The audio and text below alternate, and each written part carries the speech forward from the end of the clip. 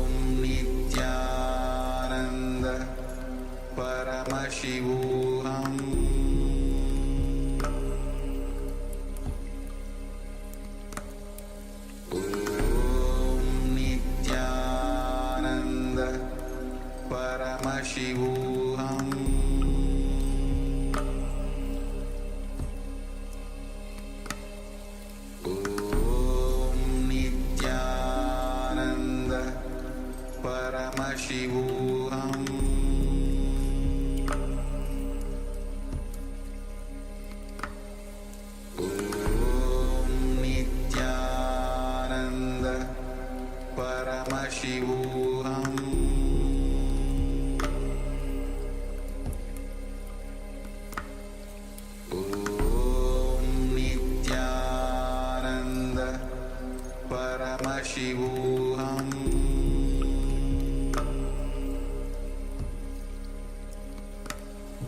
Om Nithyananda Paramashivoham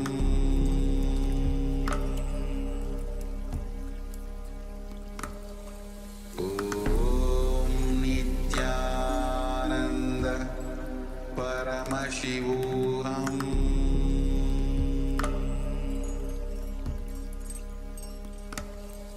Om Nithyananda Paramashivoham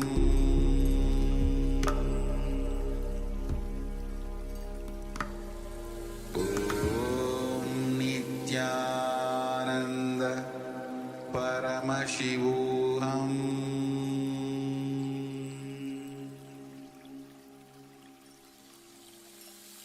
I bless you all. Let you all open all your three eyes.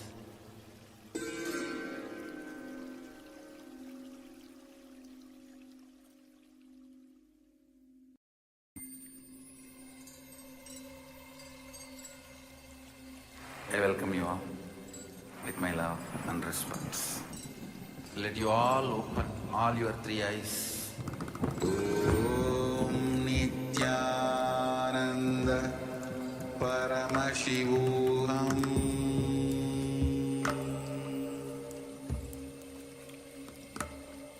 Om Nithyananda Paramashivoham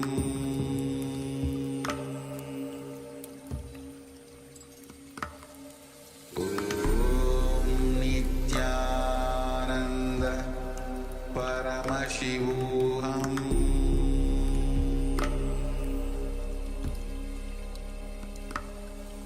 Om Nithyananda Paramashivoham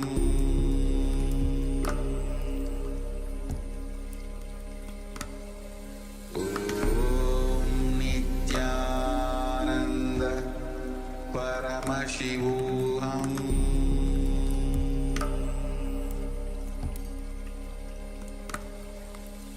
Om Nithyananda Paramashivoham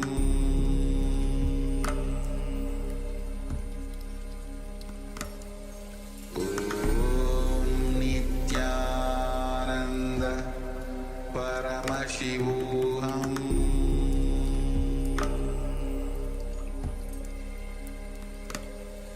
Om Nithyananda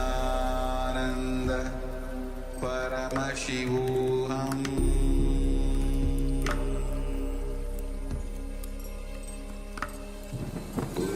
Om Nithyananda Paramashivoham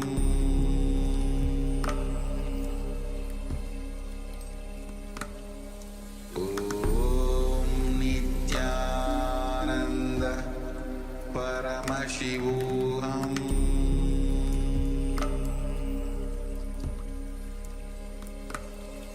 Om Nithyananda Paramashivoham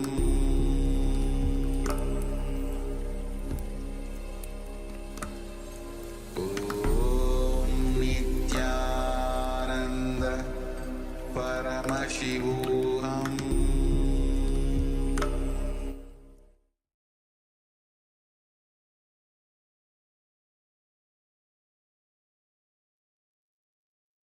Yes.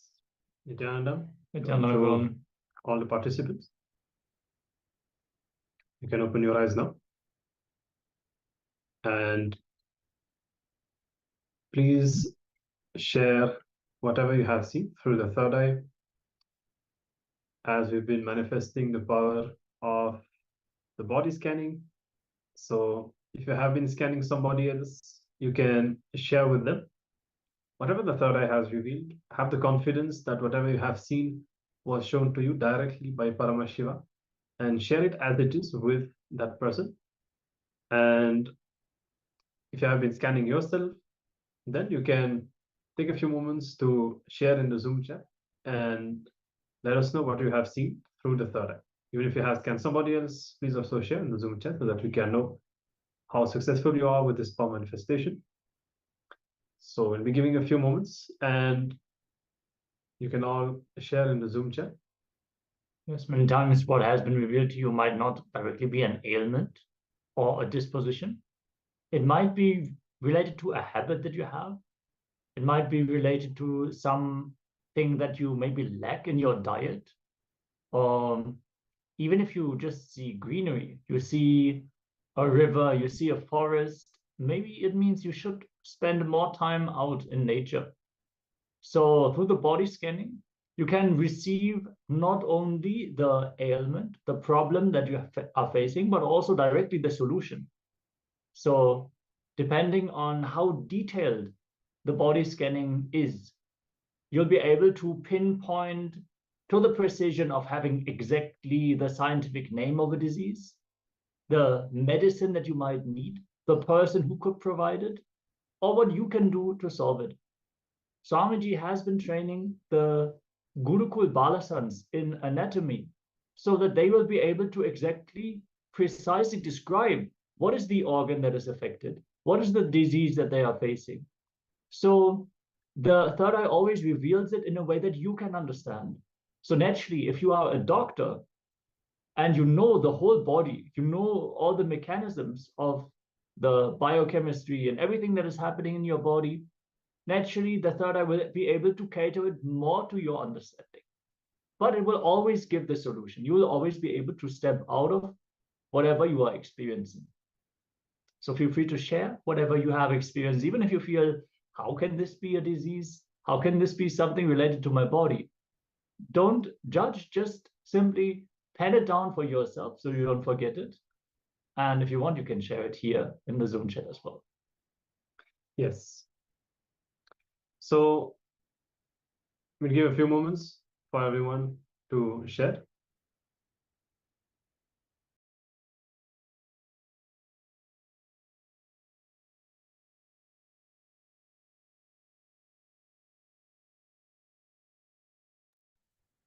And keep in mind, so when you scan your body, for example, if there is any disease or some ailment in your body, it always has a root which is conscious, which is a pattern, an incompletion, some kind of obsessive thought that you have.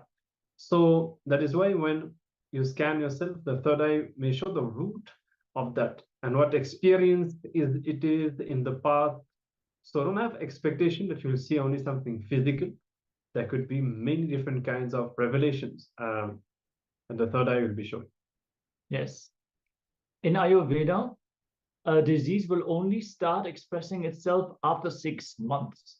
When you visit an Ayurvedic doctor, he might tell you about a condition that you are not experiencing, and so can the third eye also reveal something that you might not be experiencing.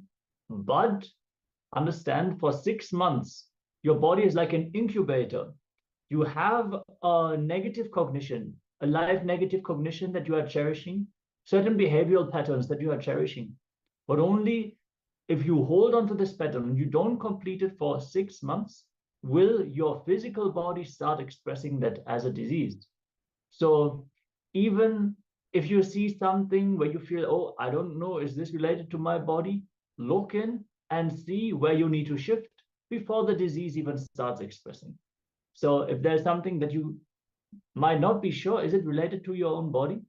It might be something that you are basically, you are breeding, you're breeding the disease in your own body. Yes. So feel free to share whatever you have seen, and we'll be continuing with our sessions. Today, the whole theme is about completion, understanding the genesis of our identity.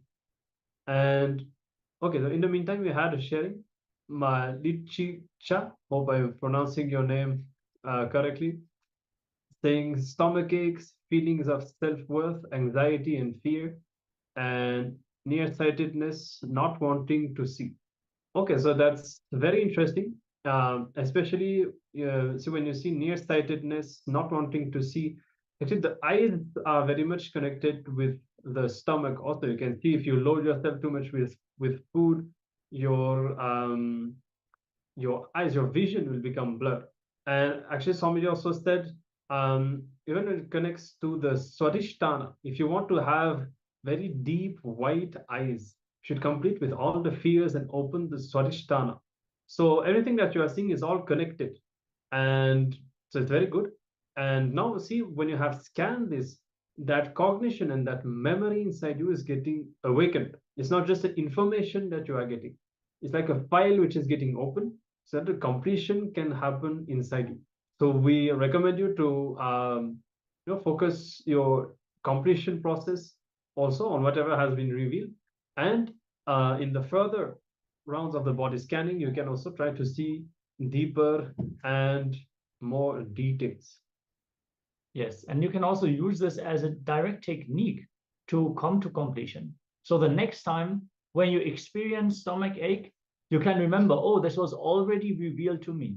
Where am I not acting out of my self-worth? Where am I not facing fears? So you can use this as a reminder for yourself to own up for yourself. So very beautiful. Thank you for sharing. And with this, we are going to get ready to dive deeper into the science of completion, into the science of the genesis of identity, as we are going to learn about the gaps between the different images. We have learned about the self-image, the outer image, the others image, and the life image. So inner image, outer image, others image, and life image. In between these images, there are gaps.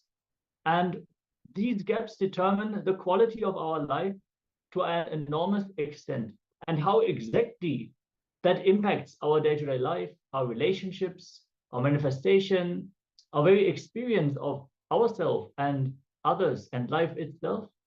We are going to learn directly from Swamiji. So we are requesting all the participants to be in a space of listening and get ready, because this is one of the very important sessions where we are going to learn about self-doubt, self-hatred, and self-denial.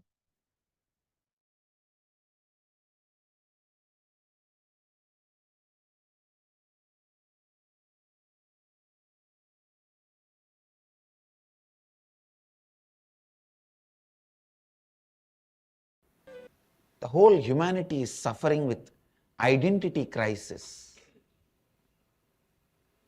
The whole humanity is suffering with identity crisis.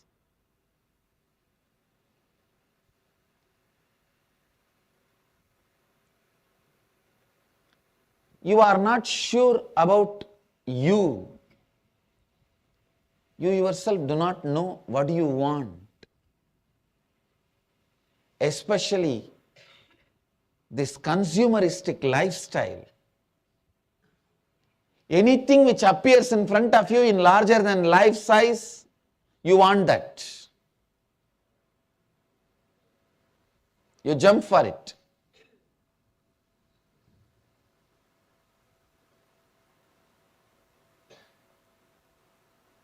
Without knowing the context and subtext,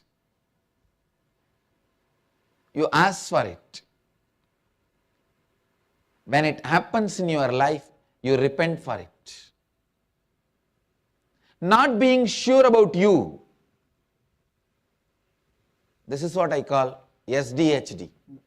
Self-doubt, self-hatred, self-denial. The whole humanity is suffering with SDHD. Being sure about you is joy. Being sure about who you are to you is joy. Being sure about who you are to others is relationships. A successful relationship.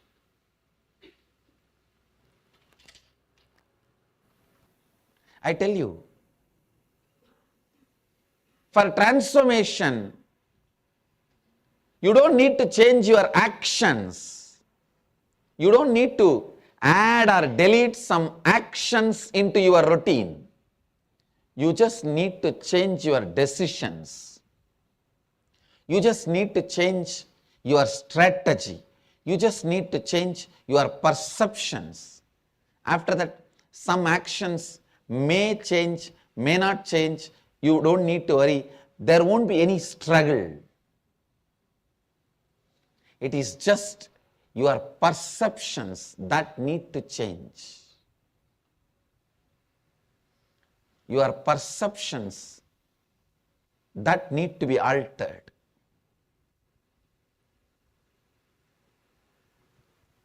It is possible.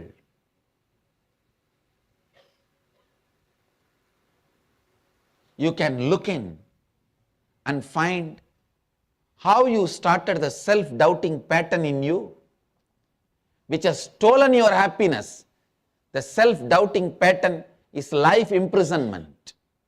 If you look in at some part of your life when you are young, you would have convinced everyone about you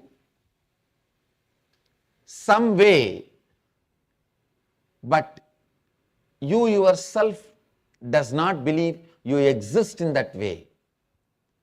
When there is a gap, how you perceive you and how you project you to others, when you are especially successful in convincing others, making others believe the way you project you, unfortunately, when you are successful in convincing others about your outer identity, the way you project you to them, you start building self-doubt in you. Oh, everyone believes I am this, but inside I am not. Then what am I? This self-doubt takes away your happiness, steals your happiness once for all from you. After that, you may be adding, deleting any number of actions, any number of positive thinking, any number of creative visualization. Nothing will work for you. Understand? Only when you get to the bottom of it, root of it, and see the karmic pattern of self-doubt in a very conducive spiritual ambience, in the protected, loving, caring, supportive ambience of the Master's presence, energy field, and complete with the root karmic patterns, the root thought patterns, you awaken yourself to yourself and you can just rewrite. Now I wanted to give you some deeper insights based on your introspection, your internalysis, your contemplation. How many of you found in your experience, listen carefully, how many of you found in your experience there is a gap between how you think about you and how you show you? Means gap between inner image and outer image.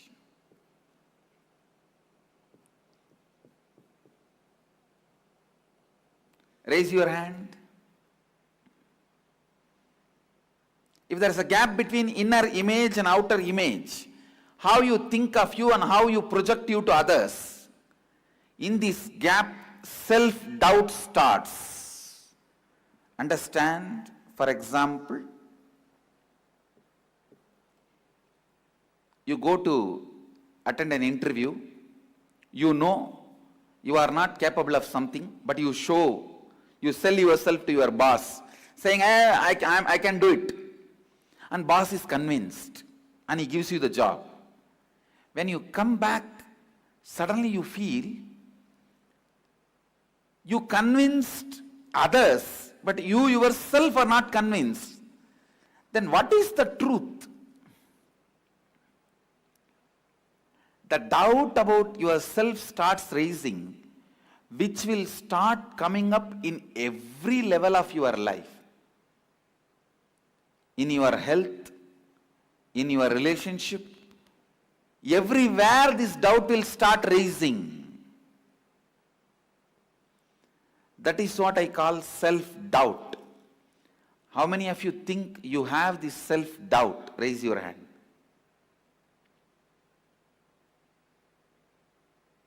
We will have to now find that and complete. Second,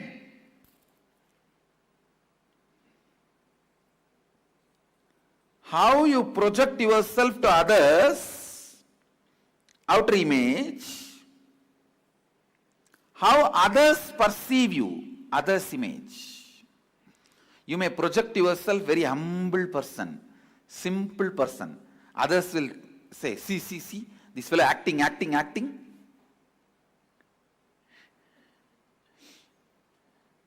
You may project as a humble, simple person. Others will say, see, this fellow, how he is acting. How many of you have experienced this? Raise your hand. You may project yourself in one way, others completely perceive in a different way. Raise your hand. Let me see the gap between outer image and others' image. Listen. When others perceive you in a different way, you naturally start feeling you are not enough unto yourself. You will start feeling, I am not enough. That is the source of all the self-hatred. Please understand, self-hatred. When you project yourself in some way, but others perceive in some other way, when you become powerless about it, and you feel you start hating yourself. I am not enough, I am not sufficient. Others are not believing how I am projecting me. That is self-hatred. Next, listen. Next, how many of you feel that you have this self-hatred? Raise your hand. You feel you are not enough. Raise your hand. Let me see. Yes. That is self-hatred. We need to find out this, source of this, and complete with it. Third, this is the very important thing. Others' image, how others expect you. Life image, how you expect others. See the fun. Everyone around you will be telling you should understand people more, you should be more listening, you should have more understanding. But you will strongly believe everyone around me are incomplete, they should understand me more. You will believe everyone around you are incomplete and they don't understand anything, they should understand you and transform themselves. But they will all believe you are incomplete, you should understand them more and transform. How many of you have this tug of war? Raise your hand. This is what I call self-denial. Whatever is denying it, constant denial, the gap between what you think about others and what others think about you, this gap makes you start denying everything. See, when you want everyone to understand you and change, and everyone around you wants you to understand and change, there's a deadlock. And you become powerless, you don't do anything. This becomes a lifestyle. Time passes, day passes, you don't think. You don't walk that extra mile you need to walk. You constantly live in denial. All breakdown in life happens in denial. Understand? All breakdown happens in self-denial.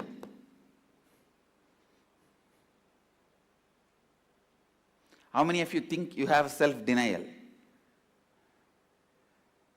Now it is time. You sit and pen down all the self-doubt you have, self-hatred you have, self-denial you have. SDHD.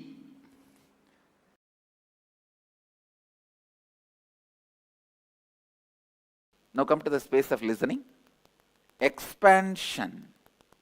Changing your decisions for better due to the new intelligence, data, facts available is not instability. That is not necessary to lead you to self-doubt. Listen, how many of you cognize because of the developments you did due to the latest intelligence available, you have become a self-doubting person? All of you first understand. See, for example, you plan for building a house with 2-story. But suddenly you got little more land, then you decide, why not build some 5-story apartments in that using the whole land and have 2 for ourselves, sell remaining. So why this decision has been taken? Because now you have more land, means the data is updated. Intelligence is updated. So you changed the possibility. But this new decision does not need to lead you to self-doubt. But what you usually do, if you upgrade, change, develop, you feel like, oh, I am always like this only, not stable in anything. If you are shrinking, withdrawing, you get suddenly bored or tired, you become irresponsible about the house, and you dump that land, it is lying in a corner, and you don't even care, then you can have a self-doubt. All of you are getting it, what I am saying? Irresponsibly can lead to self-doubt, not responsibility, not updating. It does not need to lead you to self-doubt. Self-doubt is one of the biggest self-destructive patterns. It is like you tie your leg with a chain to the pole. Can you go anywhere? No. Please listen. Many times in your life, your upgradation makes you with self-doubt. You think you are unstable. Actually, your withdrawal should make you self-doubt, not upgradation. Expansion should not make you doubt yourself. Understand? Upgrading is life. That should not create self-doubt in you. It is withdrawal or withdrawal from upgrading should create self-doubts in you. And finally, end of the day, all self-doubts you have to complete. Listen, see the difference between self-doubts which is created in you because of your upgrading and because of your withdrawal. How many of you are able to separate, differentiate and see? If you are not able to, then tell me, I'll describe again. How many of you are not able to cognize this? So let me repeat. Please listen, I'll repeat. Life is based on the decisions you make. Many times, after you make the decision and before execute it, the data you have to make the decision will get upgraded. For example, You have 40 by 40 site, means land, 40 feet by 40 feet. You decide to build a house. Suddenly, after this decision is made, before you build the house, you have updated data. Now you got 3 more plots. Now you have 4 40 by 40 by 40. Now you have updated data. With this, naturally, you will feel like you may go like, let me build apartment complex, I have 2 for me, sell others, 2 other apartments to others. So this decision, if you are not ready to take the responsibility, can be tiring and making you doubt yourself. I am always like this only, nothing I will execute. I will think, and then confuse, and then confuse, and then confuse. When you create that self-doubt, you will never execute this. Understand, the self-doubting should not be created during expansion. Unfortunately, you create that. Second, even during withdrawal, the self-doubts which are created because of withdrawal is justified but should not be allowed.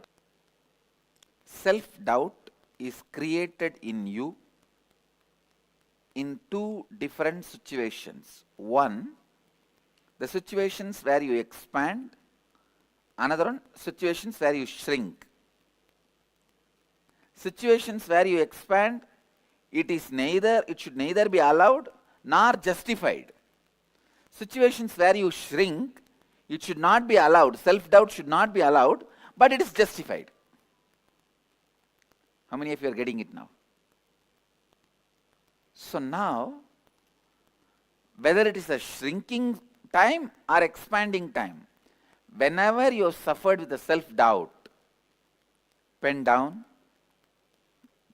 we will start the completion process. Please listen. Along with your root pattern and split up of your personality, one more thing has entered into you, constantly doubting. Please listen. Because any part of your personality decides or does anything, the other part doubts that cognition. Whatever your right hand does, left hand is doubting. Whatever your left hand does, right hand is doubting. So you have to do anything with both the hands, only then it will be successful. So first of all, you need to complete with this doubting pattern. Constantly doubting yourself. Because you constantly doubt yourself, you doubt about the truths of completion, 4 tattvas, principles. You doubt everything. You doubt you. Because you doubt you, you doubt me. Please listen. If you doubt you, you will doubt me. Because I am inside you more than you exist in you. If you are occupying 20-30% of you, I am occupying 60-70% of you. So naturally, if you doubt you, you will doubt me. And if you have anger towards you, you will have anger towards me.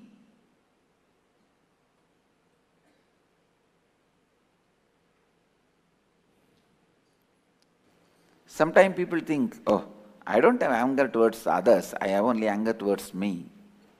But I tell you, when you dig, you will see very clearly, vengeance towards others, when you can't express it, it becomes anger towards you. Vengeance towards others when you can't express it, when you think, oh no, they are powerful, I have to be dependent on them, then it expresses on you.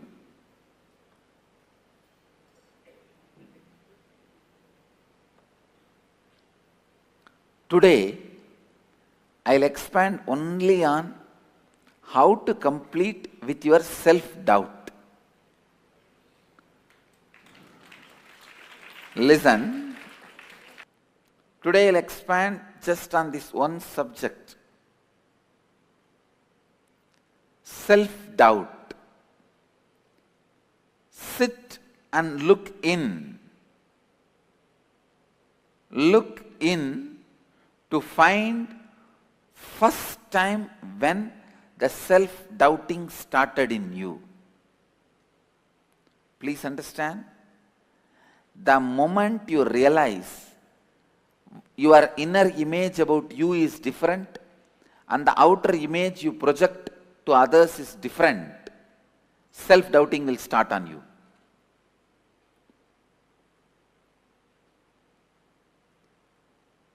The moment you realize behind the screen you are like something, outside the screen you are like something, or in front of your wife you are something, you have a different way of behaving, outside when she is not there you have a different way of describing her.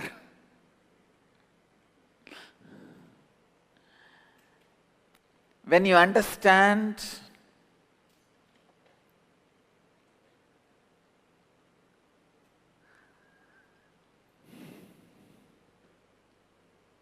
please understand, when you understand that your inner image about you, your outer image about you, the way you project you and the way you think about you, when these two are different, the way you think about you is mamakara, the way you project you is ahankara. When these two become different,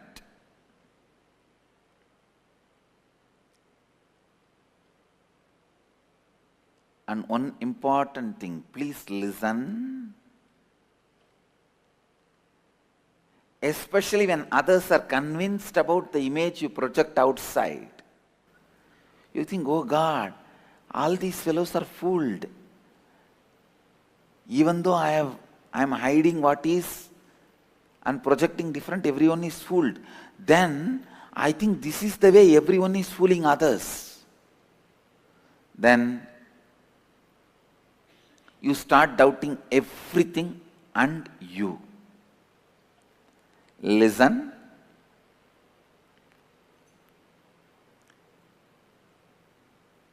When there is a disconnect between your inner image about you and the the image you project about you outside, means your outer image. When there is a disconnect between these two, and especially when you are able to convince others,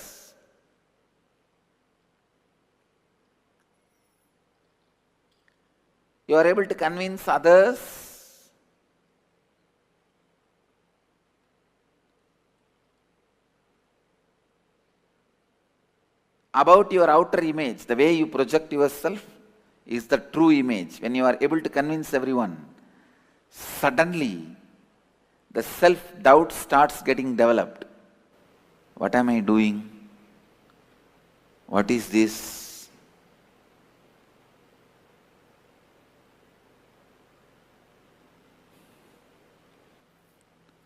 The worst conscious killer disease is self-doubt. Especially self-doubt established as a pattern in you.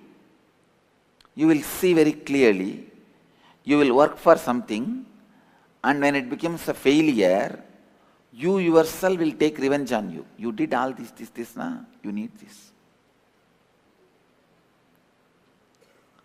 How many of you have this self-revenge pattern? You yourself. This is called Atma Droga. Understand? First Atma Sandeha means self-doubt, then Atma Droha. This leads to Atma Hadya, self-destruction.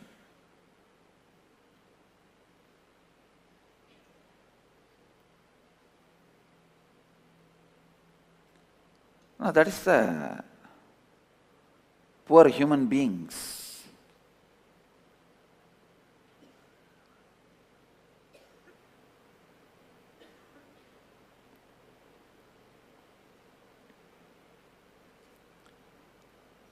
Look in and start digging out. When first time you started having self-doubt, try to remember, recollect the earliest memory of your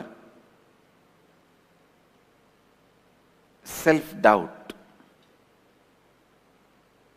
When you yourself did not trust the words you uttered.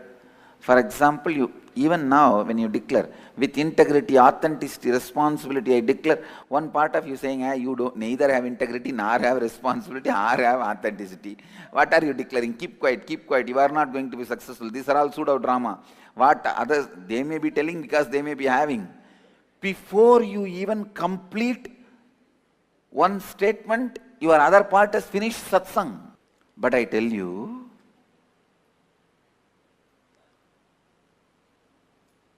only by the declarations and making them into reality, the spiritual strength, the Atma Bala is created. What is Atma Bala? Most of you, your parts being integrated. See, now you are nothing more than a spare part shop. You are not a whole vehicle. You are a spare part shop. In US, there will be dump yards where the lot of cars will be dumped. Any spare part you want, you can go into the dump yard and remove it. When you come out, you can pay for that and go. You will get even Rolls-Royce spare parts in the dump yards. You may get Rolls-Royce spare parts, but that does not mean dump yards can become car showroom. All of us are only dump yards, spare parts selling center. Because we are all in different spare parts. Each one is thinking in one way.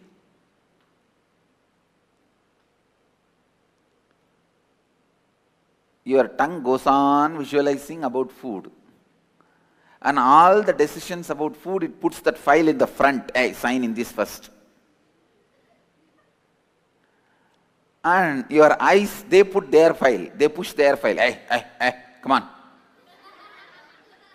Sign in this. And your lust. That fellow, when he comes, he pushes everyone out because he bribes a lot.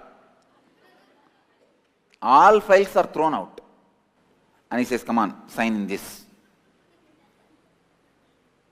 It is literally a chaotic government office. Chaotic, corrupt government office.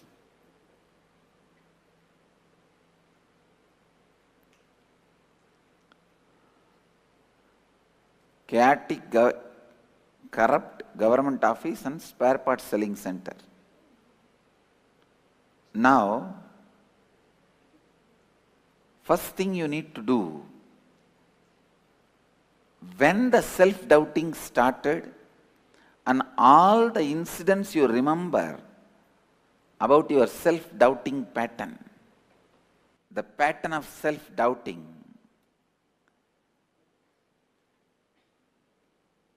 if somebody knows how to touch the pattern of your self-doubting, he can make you doubt anything. But it will lead to destruction. Based on self-doubt, any doubt you create, it will lead to more and more ignorance. More and more ignorance. Please understand. I tell you, many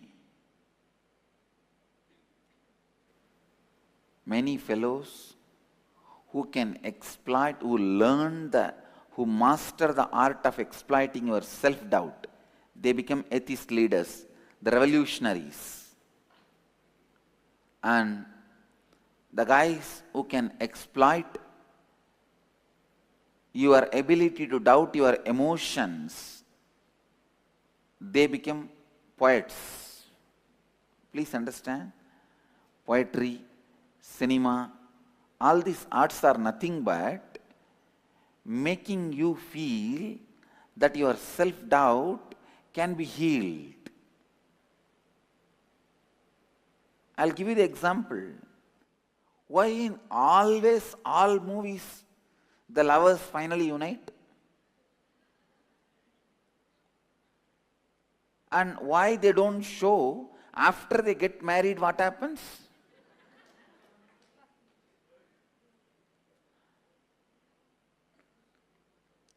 So your emotion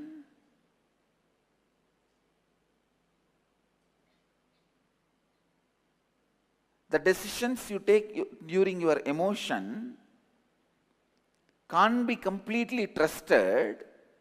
And one more thing you need to understand, that does not mean you should not take any decision based on emotion. You should take decisions based on emotions which should also be supported with intelligence. So, whenever you are high on emotion, want to take some decision, if you stop taking decision, you will live as buffalo. If you take decision immediately, you will enter into incompletion. You should raise your intelligence level to your emotion, means building up completion in you to support why you should do what you want to do. Please understand, I am revealing some of the important basic theories of life.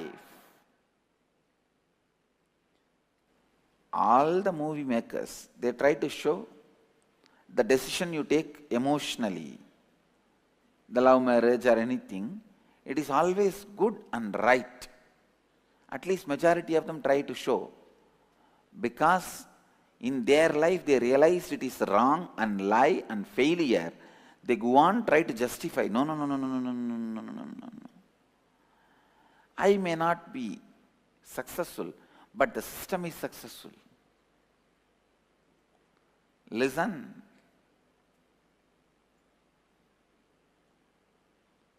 Listen. Whenever you are high on emotion,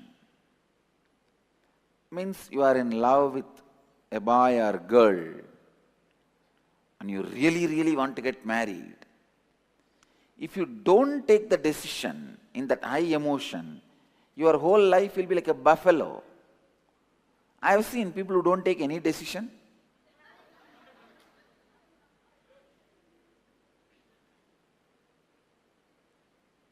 So understand,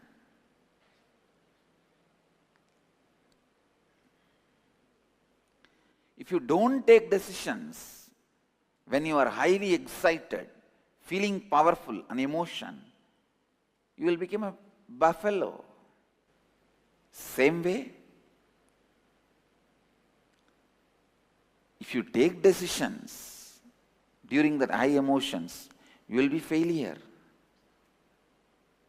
Then what should be done? Build the intelligence to support your decisions during the high emotion. Means building completion. During the high emotions, self-doubt also will be in high frequency. So complete with that self-doubt. Complete with the self-doubts.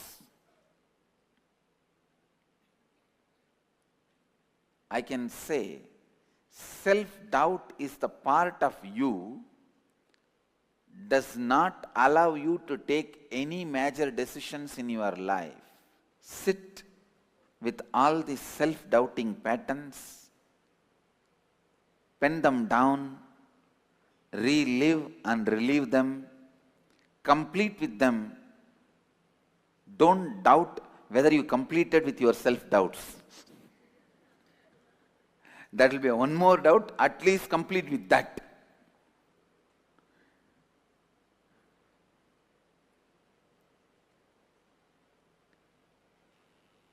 If you have self-doubt, complete with it. If you have one more doubt, whether you completed with your self-doubt or not, complete with that also. Life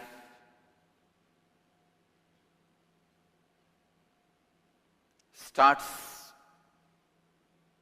only when you complete, when you are established in completion, in the completion. केवल पूर्णत्व से भी आपके जीवन आरंभ होता है. Complete, complete, complete with all the root patterns. Above all, complete with your self-doubting patterns. I tell you, you bring all the suffering, worst things in your life just because of your self-doubting pattern. If somebody can complete with their self-doubting pattern, they start living Jivan Mukti. Complete with your self-doubting pattern. When you have a very disempowering, powerless mamakara idea about you, just to compensate it for survival's sake, you project a powerful ahankara towards others, powerful image to others. That gap creates self-doubt in you.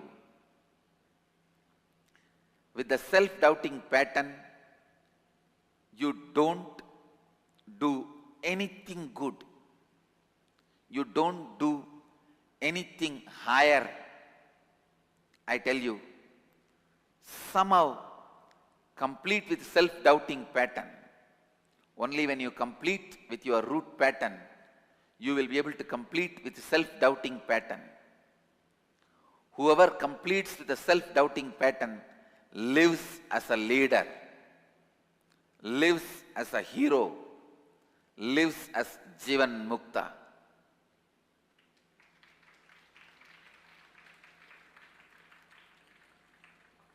Again and again and again, I request,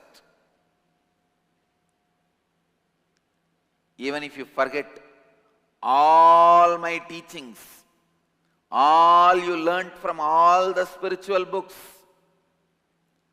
all the spiritual satsangs, and all the spiritual knowledge you acquired, even if you forget everything, just remember this completion with yourself and others.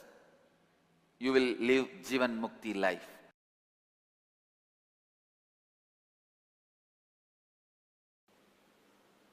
Completing with the wrong pattern, inadequate cognition, that anything you do will have lot of obstacles, impossible, is Ganesha Puja.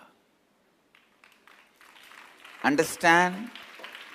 Completing with that wrong cognition, which you think as strong cognition, which is not. You always think wrong cognitions are all strong cognitions, which is not true. Wrong cognitions are not strong cognitions as you visualize.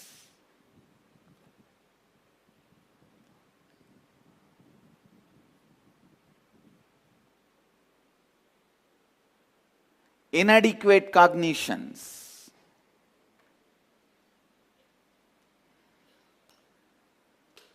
Inadequate cognitions are not strong cognitions. Completing with it. Wrong cognition is never a strong cognition.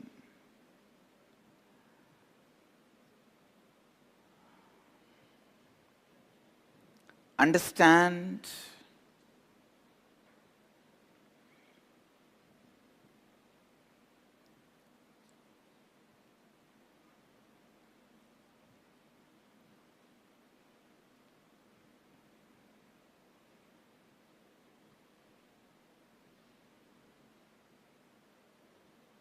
We have a strong belief, anything I am going to take it up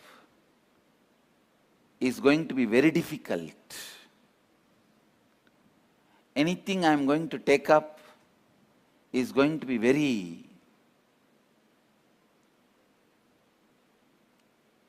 difficult and impossible.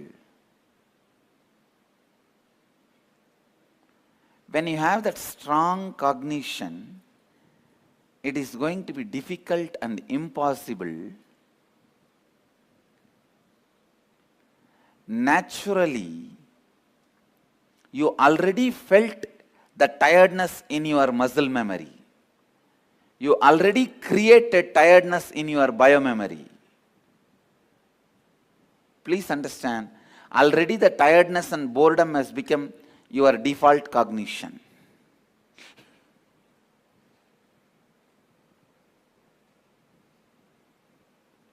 That's the most difficult problem. That's the most difficult problem.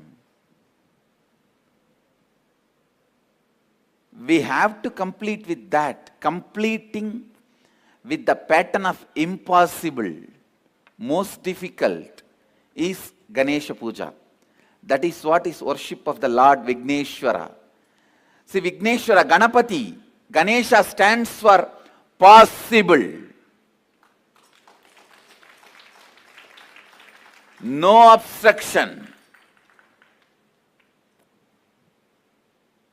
Lord of obstructions means when he stands, all obstructions disappear.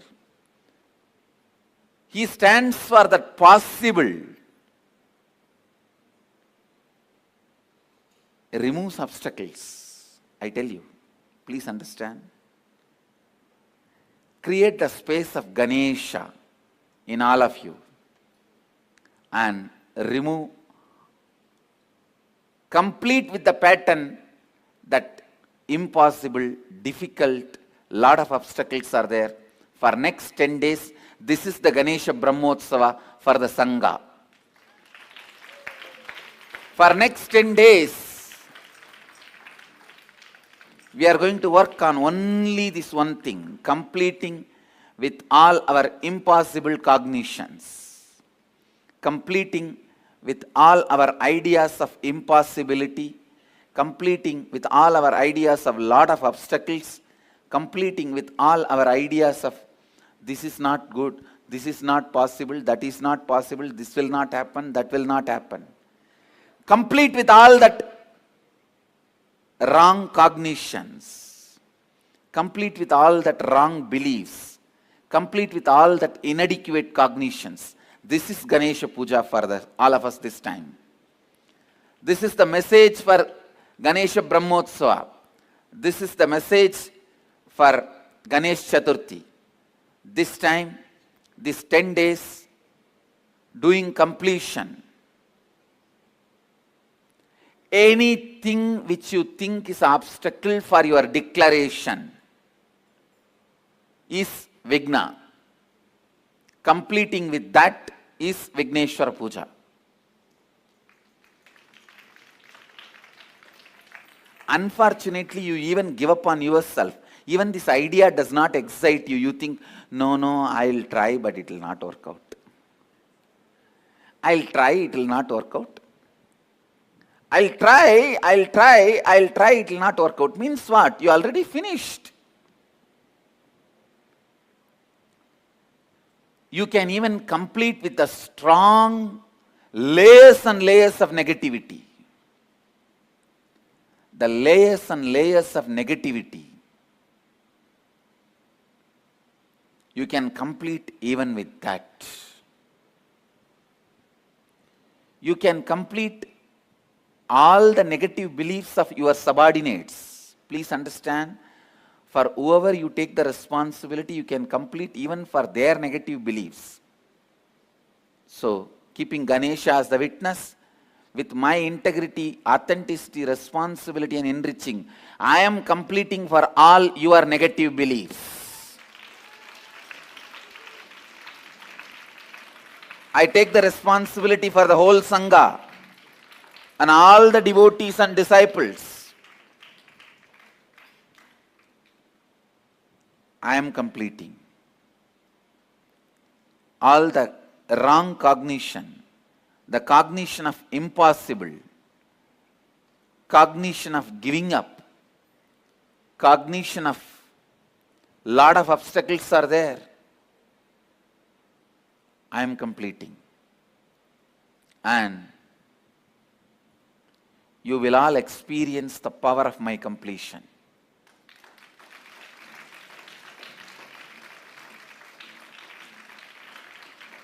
With whoever, see, for whoever you are taking responsibility in your life, you can complete for their incompletion. It is possible.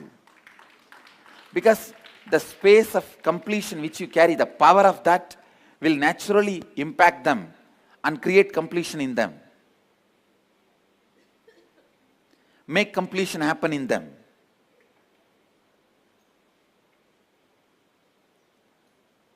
Completing with that wrong patterns. Understand? Whatever you declared in your life, anything you feel as obstacle to make your declaration into reality is wrong cognition, inadequate cognition. You can complete with it. Completing with that is Ganesha Puja.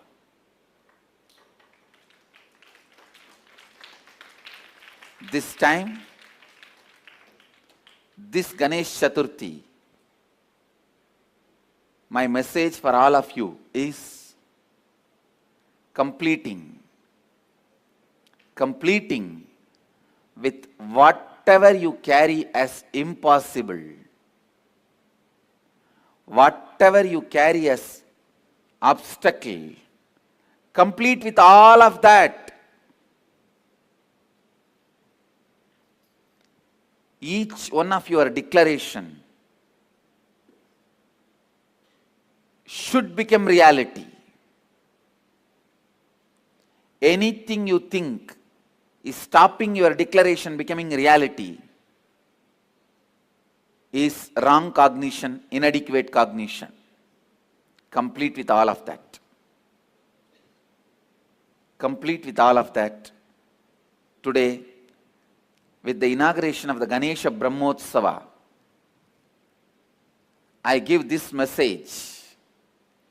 Complete with all your inadequate cognitions. Complete with your self-doubt patterns, whether you can complete with your inadequate cognitions or not.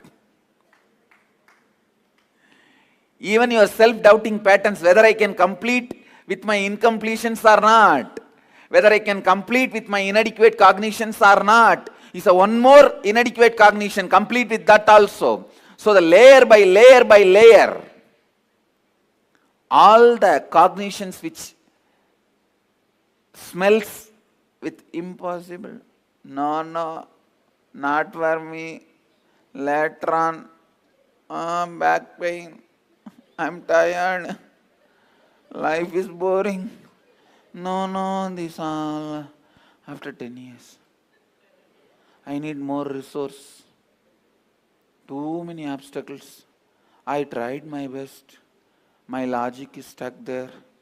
This is much only I can do. This is what I am. All these are layers and layers and layers of inadequate cognition, wrong cognition. Complete. Complete with all of that. That is why Ganesha is sitting in Mooladhara. Ganesha is Lord of Mooladhara. Once you complete with all these inadequate cognitions only, you will come out. Say, yes, I am here.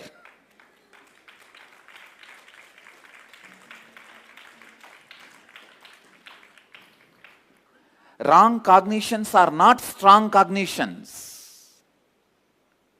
You strongly believe wrong cognitions are strong cognitions and they are default cognitions, and that is the way of life, which is not true.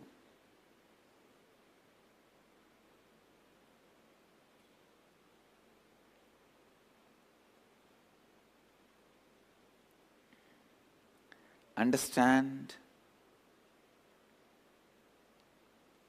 today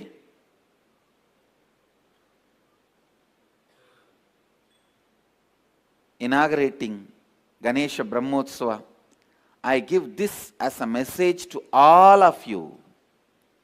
Next 10 days, all of us will complete all the inadequate cognitions, wrong cognitions, the cognition of impossibility, I cannot, I don't, I won't, the cognitions of obstacles.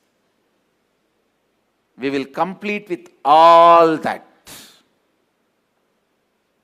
We will complete with all that.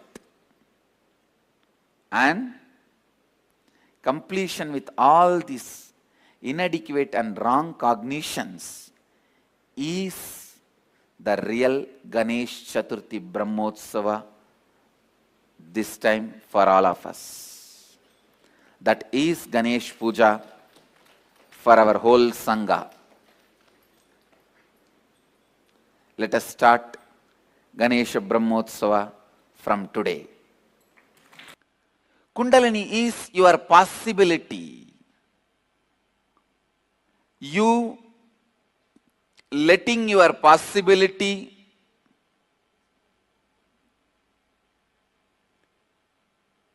happening in you. You trusting your possibility without self-doubt. You responding to your possibility without the self-doubt is Kundalini energy. Please understand.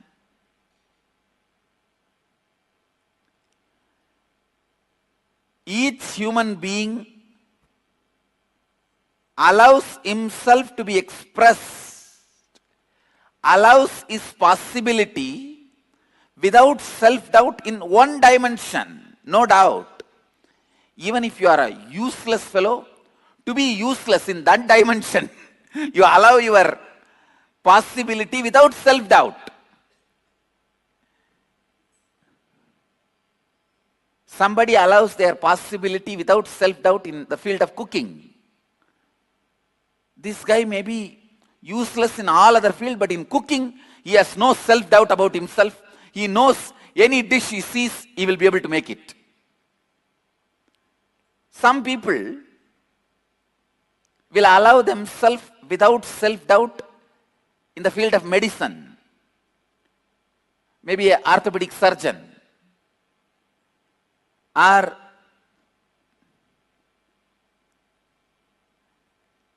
general physician or eye specialist or dentist. Somebody may express their peak possibility without self-doubt in the field of law. So every human being expresses his peak possibility, allows his peak possibility in some one field without self-doubt.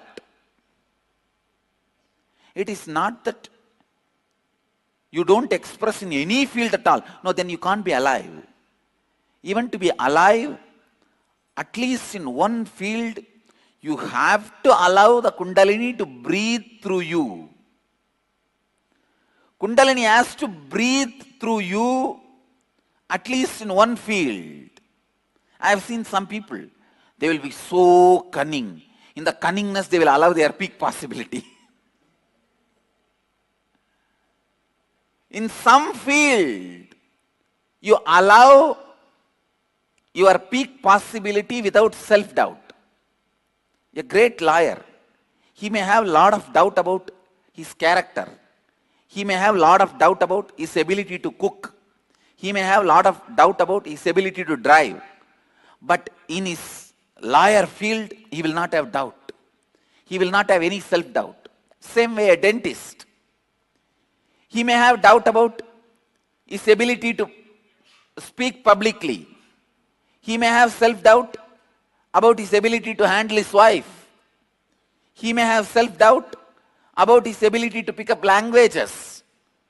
But in the dentistry, he will not have any self-doubt. So understand, in any field, you express your peak possibility without self-doubt. You allow your kundalini to be awakened in that field.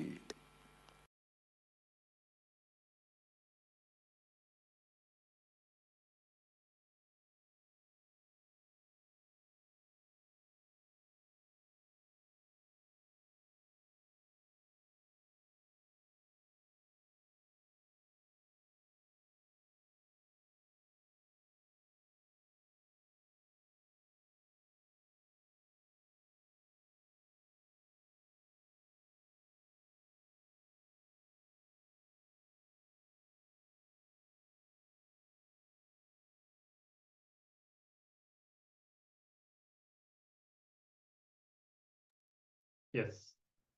So as you understand, since the first incident, the first moment of powerlessness in our lives, all of us have become fragmented. We have these different images and none of them are aligned. There's a gap in between each of them. That is the source of the doubt that we have. Why we doubt about ourselves all the time. Sanjay was speaking about when we have a high inspiration, but not being able to take major decisions because of that doubt. So when we understand this genesis of identity and the gap in between these images, we will understand how the self-doubt is happening inside us, and we'll be able to complete with it. Yes. So, okay. So we're going to have a look at the different gaps between the images, starting off with the gap between inner image and outer image. As you can see in the projected graphic, the gap between the inner image and the outer image is self-doubt. Swamiji gave the example.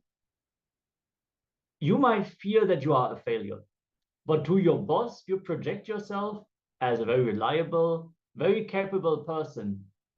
And when does the self-doubt come in? When the other person actually believes it. So you project yourself as a great person, capable person, and your boss gives you the lead over some project. But inside you feel that you are incapable, and now you have that big responsibility. So that is when the self-doubt comes in. Oh, will I now actually be able to do this? Oh no, he actually bought into the lie that I was telling. So that is the first way that the self-doubt creeps in. yes, and then you can see the gap in between the outer image and the other's image. That is the source of the self-hatred. When you show yourself as something to others, you want others to have a certain image about you, but somehow they do not. They have their own image about you, and you're not able to have them to see you the way they want, the way you want them to see you. So that is when you start feeling self-hatred. Then the gap in between the other's image and the life image, which is the self-denial.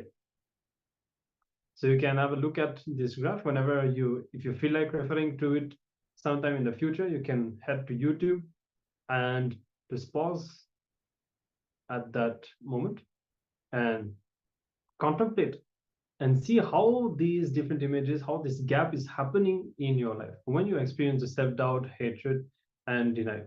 So this is going to be the focus of the exercise anyways. And we're going to first start with the self-doubt. So the gap between the inner image and the outer image. When you show yourself as something to others, but even you don't feel convinced about that. So take a few moments now to internalize and pen down all the self-doubt that you have and all the incidents when it started. So at first, you may see incidents where it is manifesting, when it is happening. Try to go back in time and trace when it started. If you can find incidents connected that happened in your childhood, if you're around 5 or 7 years of age, these will be the incidents that you are looking for. Okay, so let's start the exercise now. Step 1, self-doubt, understanding the self-doubt.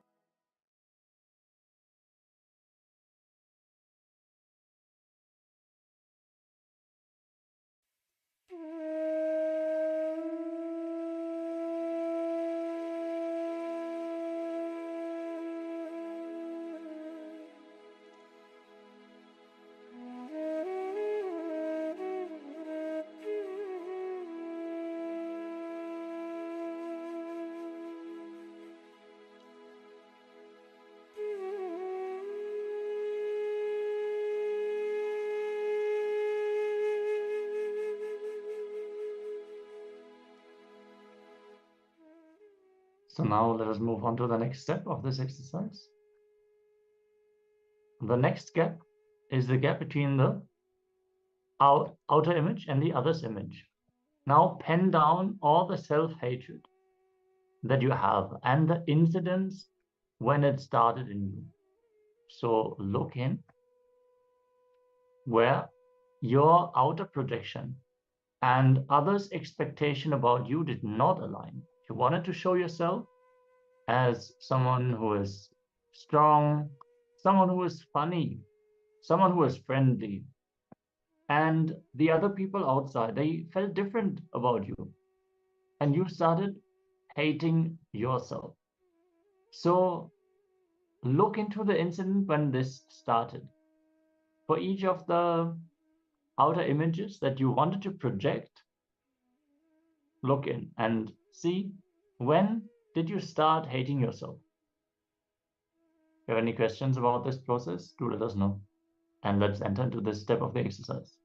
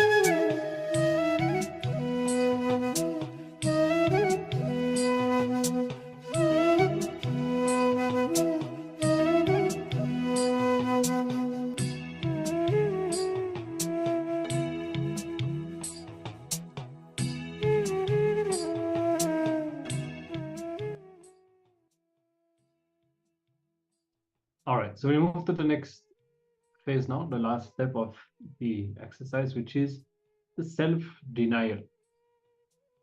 So pen down all the self-denial that you have and the incidents, the moments in your life where it is manifesting, how you give up on your very possibility, and try to trace the source incident as early as possible in your life, in your childhood. Okay, so let's begin now.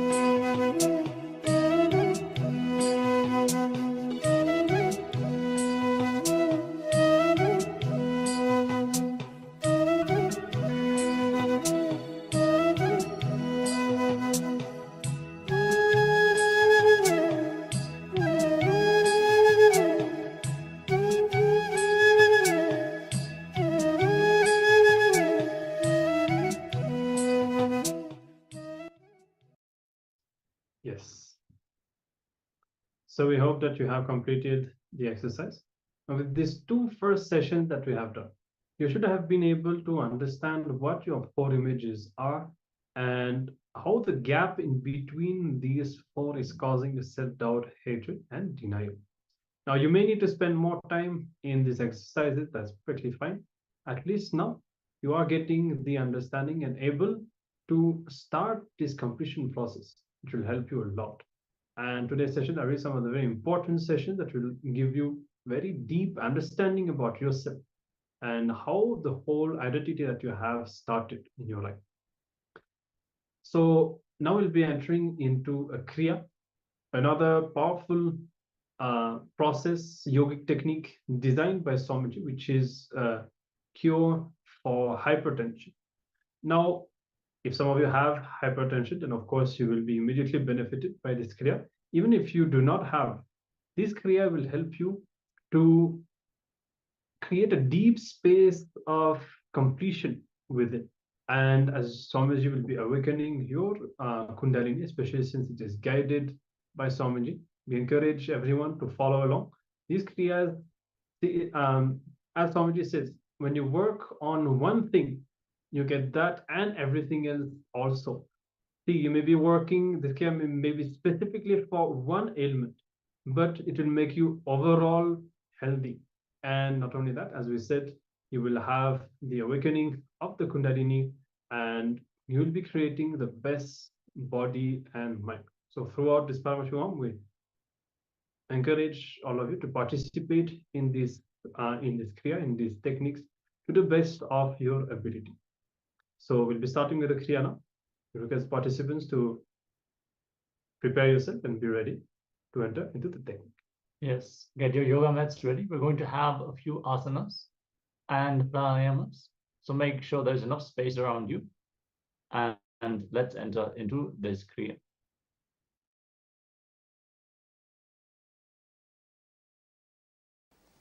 Today, Kriya, Nitya Kriya for curing hypertension. One good thing about this Kriya is, immediately after the Kriya, at least half an hour you have to sleep.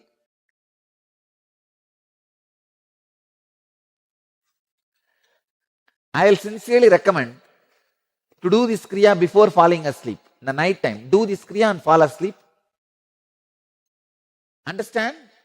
You can teach this to anybody with a guarantee, money back guarantee. 100% cure for hypertension or money back guarantee within 10 days. This is such powerful Kriya. Fourth step. Let me start now. The first step.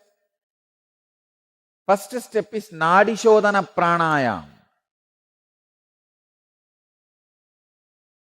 Sit straight. You can be in Padmasana or Baddha Padmasana or Siddhasana, no problem.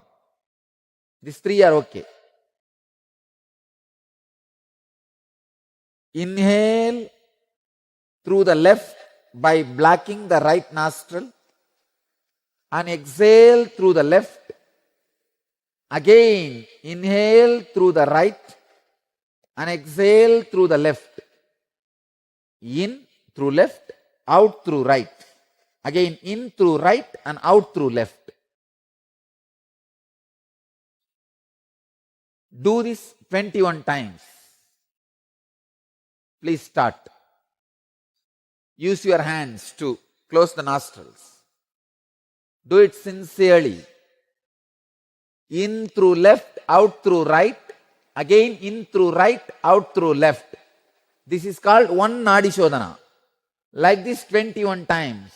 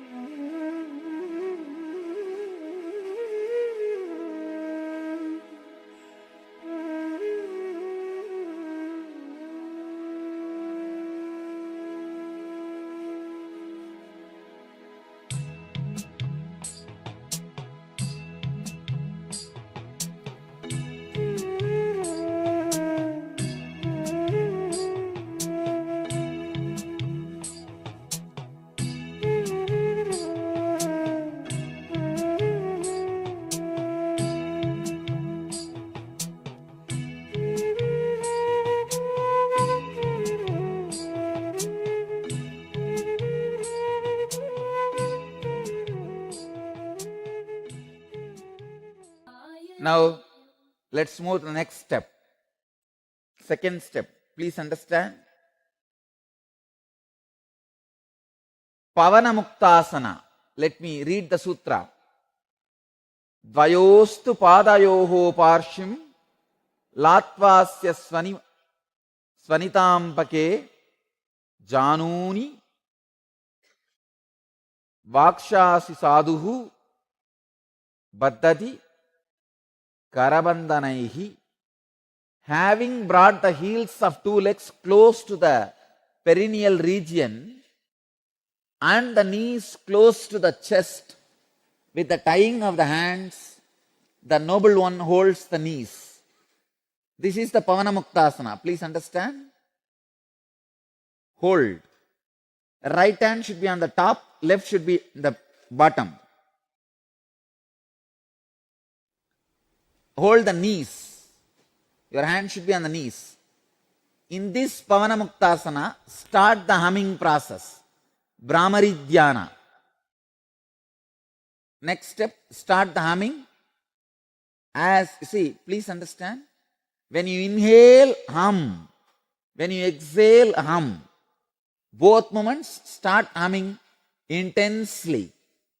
Start.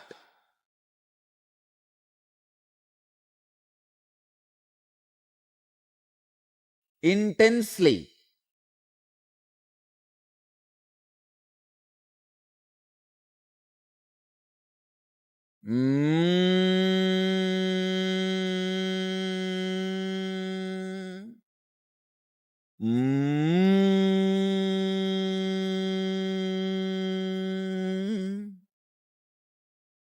As intensely as possible.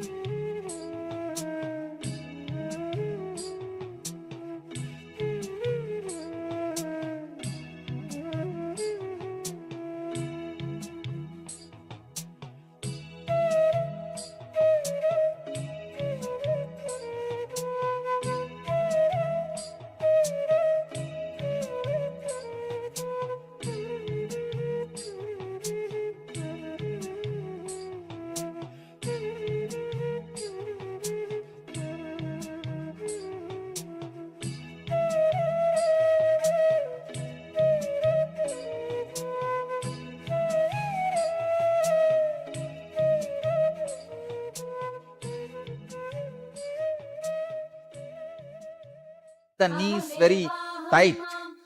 The heels has to touch the body. Keep the knees closer and continue.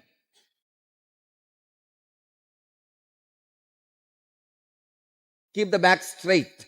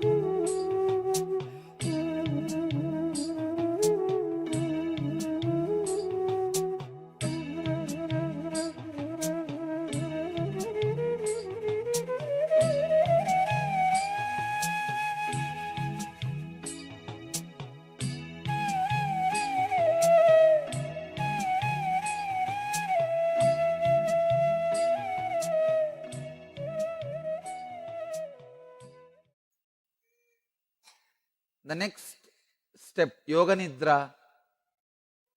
Let me read the instruction in Sanskrit. Vichina Sangalpa Vigalpa Mule Nishesha Nirmulita Karma Jale Nirantara Abhyasa Nitanta Badra Sajumpatye Yogini Yoga Nidra Vishrantim Asadya Turiya Talpe Vishwadya Vasta Tritayoparishte Samminmayim Kamapi Sarvakalam Nidram Sake Nirvisha Nirvigalpam. Having cut off from the base of thinking and having completely nullified the net of the action, in other words, being unclutched from thoughts, unclutched from actions, and unclutched from the fruits of actions, by constant practice, the state of most sacred Yoga Nidra happens in yogi. Understand? Now, when you sit in Pavan Muktasana and do the humming intensely for 7 minutes, you get into a kind of a giddy state which you love to fall into. Just lie down and stretch the leg, unclutch. You won't be able to completely unclutch immediately. But the unclutching and the laziness combined together, not sleep, a kind of a half sleep you will fall. Get into that sleep. That is what is Yoga Nidra now. Please lie down. Unclutch. Don't snore. For next 21 minutes. When you do it in the house every day, do it before going to bed, late night. Do this and fall asleep. 100% cure for hypertension. Now just unclutch. You will fall into a kind of half asleep. Just fall into that state and relax. Unclutch and go to the state wherever your being leads.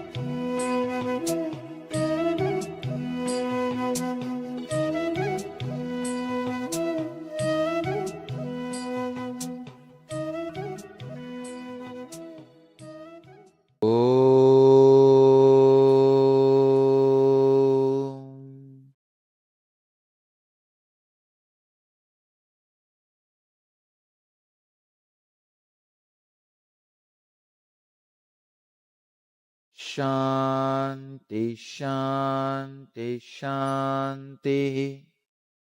Relax. Usually when you do it in the house, just do this Yoga Nidra and sleep.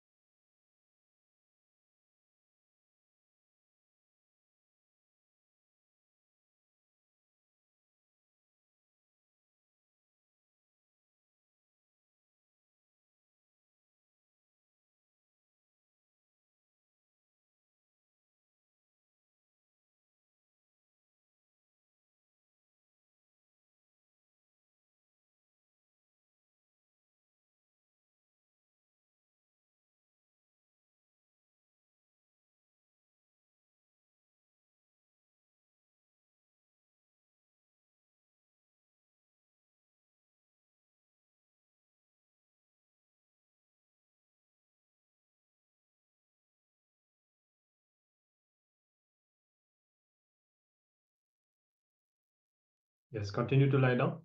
And be giving a few more minutes for all the participants to enter into the Yoga Nidra. Remain in the posture.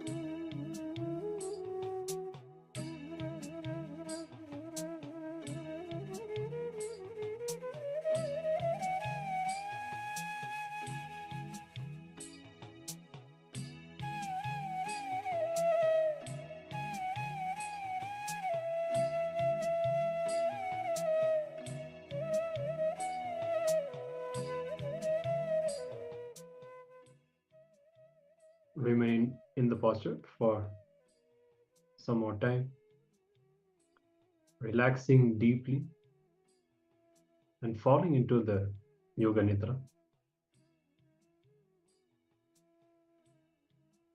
And give a few more minutes for the participants.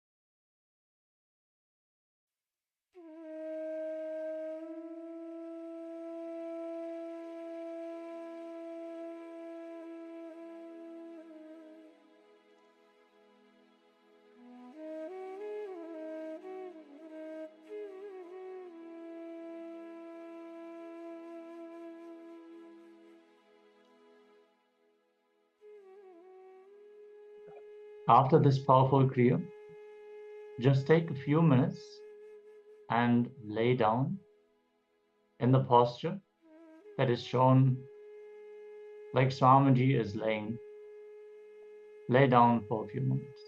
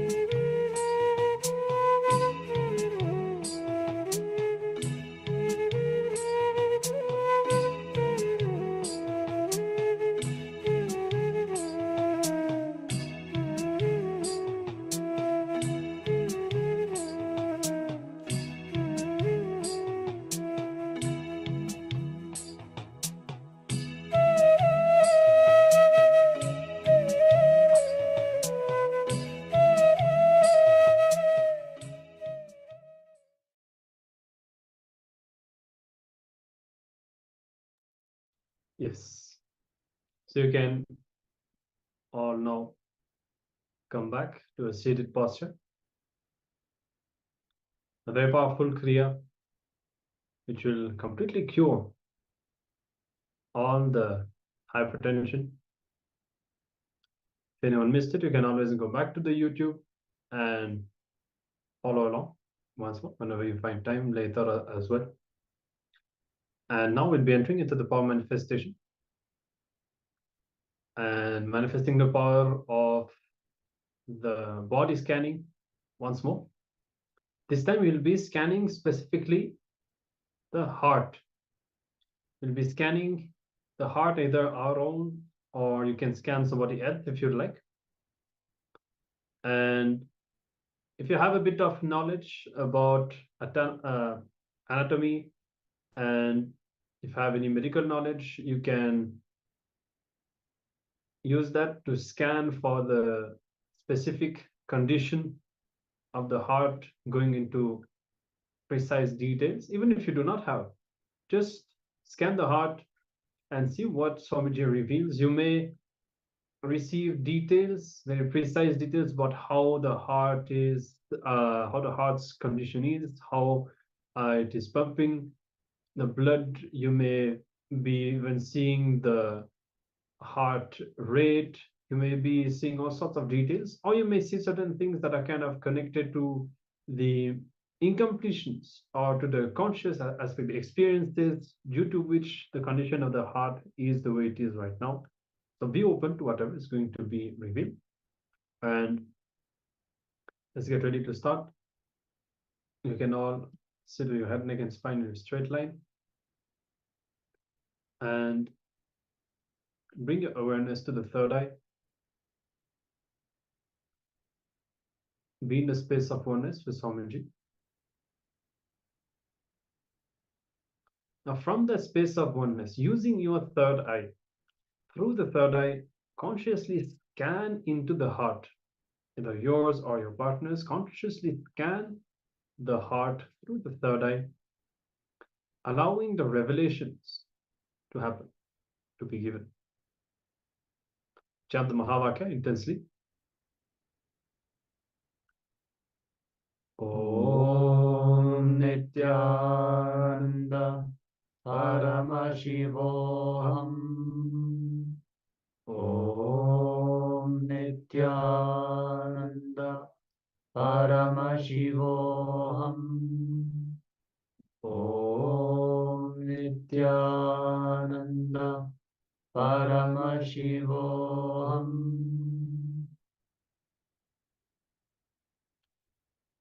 Let's enter into the power manifestation now.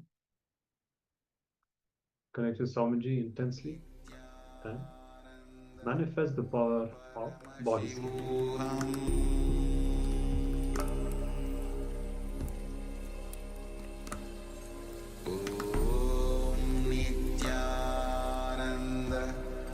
Paramashivoham.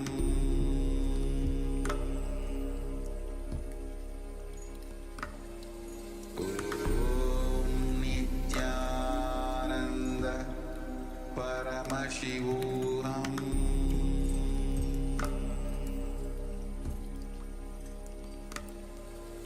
Om Nithyananda Paramashivoham.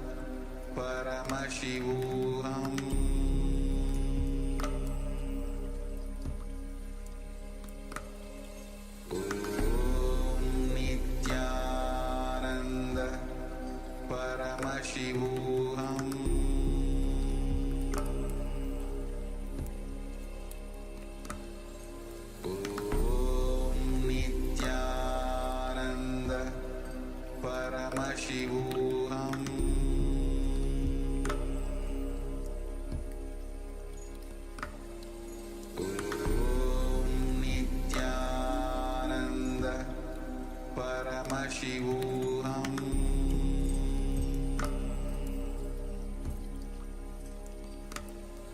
Om Nithyananda Paramashivoham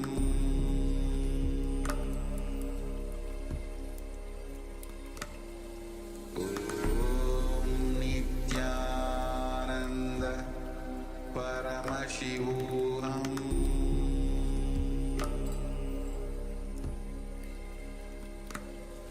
Om Nithyananda Paramashivoham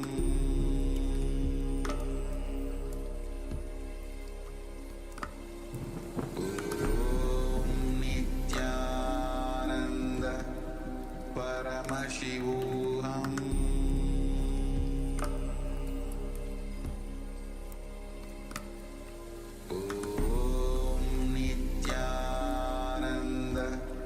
Paramashivoham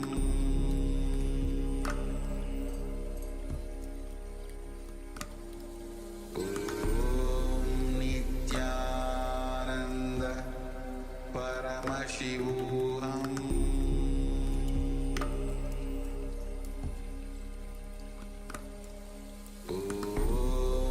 Nithyananda Paramashivoham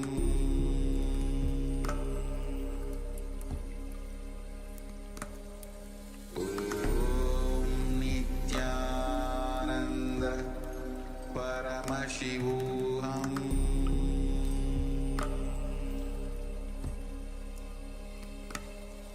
Om Nithyananda Paramashivoham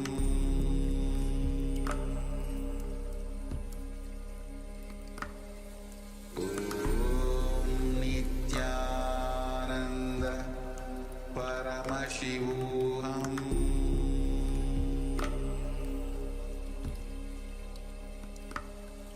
Om Nithyananda Paramashivoham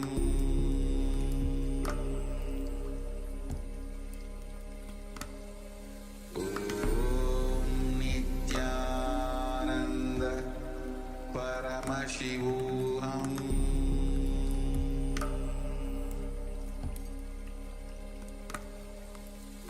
Om Nithyananda Paramashivoham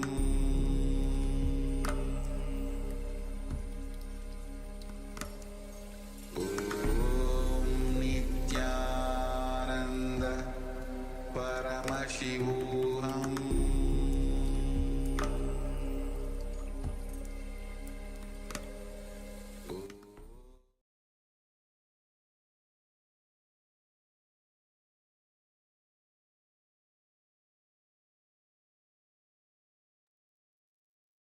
All right, you can open your eyes now.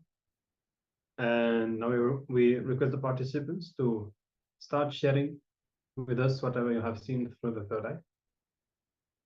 And to remember, body scanning is not just revealing information to you. Yes, you will have the intelligence about what is going on in the body, but you will also give healing at the same time. So you can share your experience as well. If during the scanning you have experienced certain healing, let us know whatever you have experienced. So we give a few moments for everyone to type in the Zoom chat.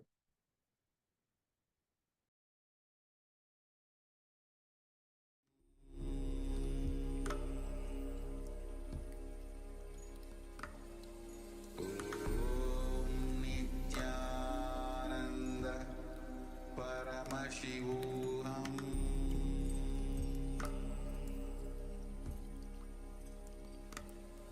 Om Nithyananda Paramashivoham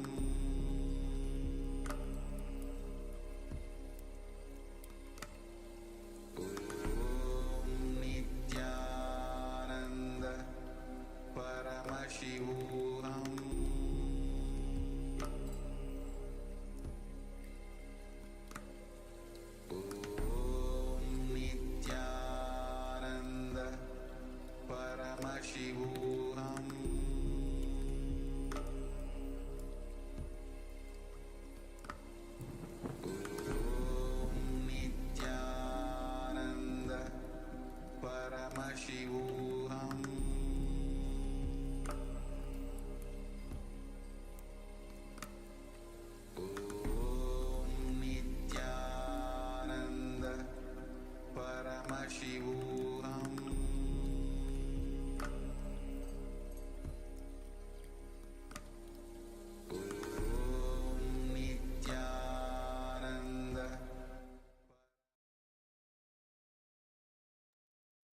Okay. So my Agora Rupini was sharing about black and white picture, black and white water that she has seen. I think if I am right, you're sharing about the power manifestation from what I'm understanding. I'm not sure. To be honest, it can vary from person to person. So I think you will have to, maybe you can take some more time a bit later to maybe scan deeper and try to see what is the meaning. Surely, if you have been revealed this through the third eye, it has a meaning. There's a reason why it was shown to you. Just like that, it's a bit difficult to tell what is the meaning, but maybe if you can spend some more time and figure it out, definitely share that with us. Yeah, maybe look into the instances of water in your day-to-day life. Like, are you drinking enough water? What is the quality of the water that you're drinking? Are you drinking tap water? There's so many things which are related to health, especially when it comes to water. So maybe you just sit down and, like Maharaj said, you continue scanning and ask Swamiji to reveal it in a way that you can exactly understand what you are supposed to do now. Yes. So thank you for participating in this power manifestation. If anybody else wants to share your results or ask any questions, feel free to do so.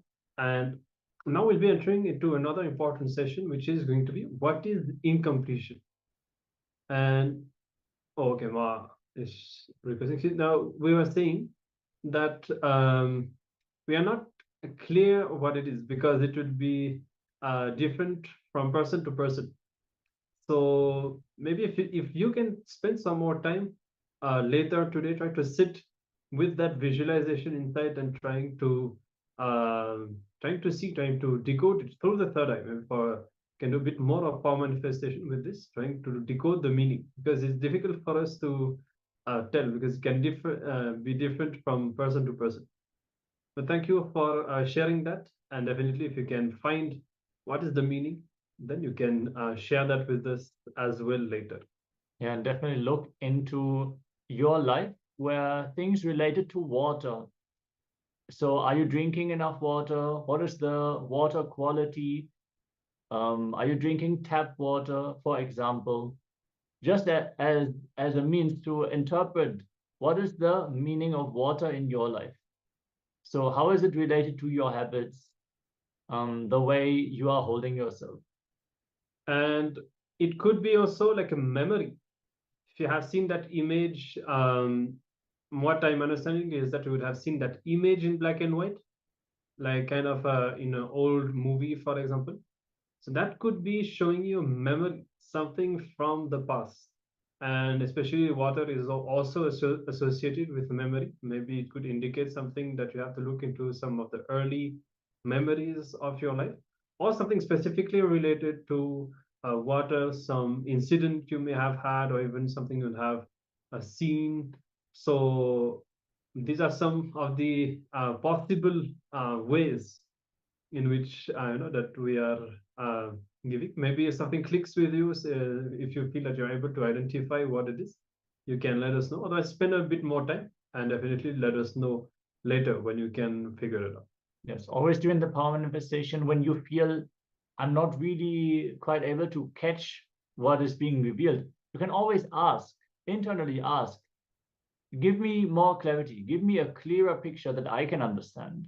Reveal it to me in a way that I can understand what is the next step that I'm supposed to take.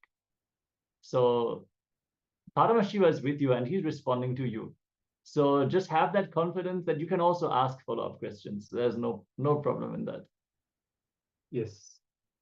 So thank you for sharing. Let us know a bit later when you can find out. And thank you for participating in this power manifestation.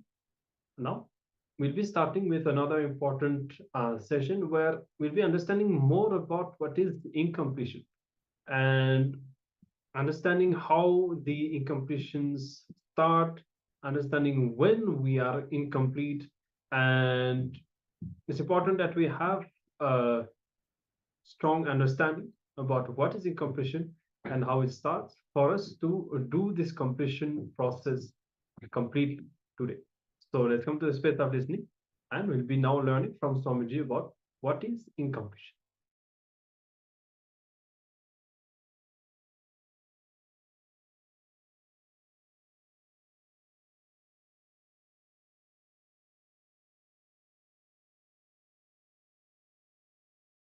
I'm going to introduce you to you. As I said, you are not just the body or your mind or what you cognize as you. Listen, you are not just body or mind or what you cognize as you. Let me show you a simple presentation. Visualize this as a round.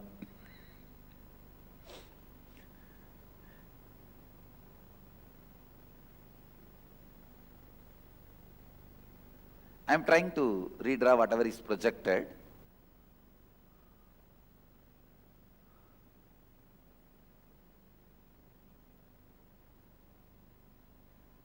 Actually, you are totality of your body. Please, the first component of you is your body, the physical body which you are carrying, which is made out of bone, flesh, blood. This is the first component. Then second is your breathing structure.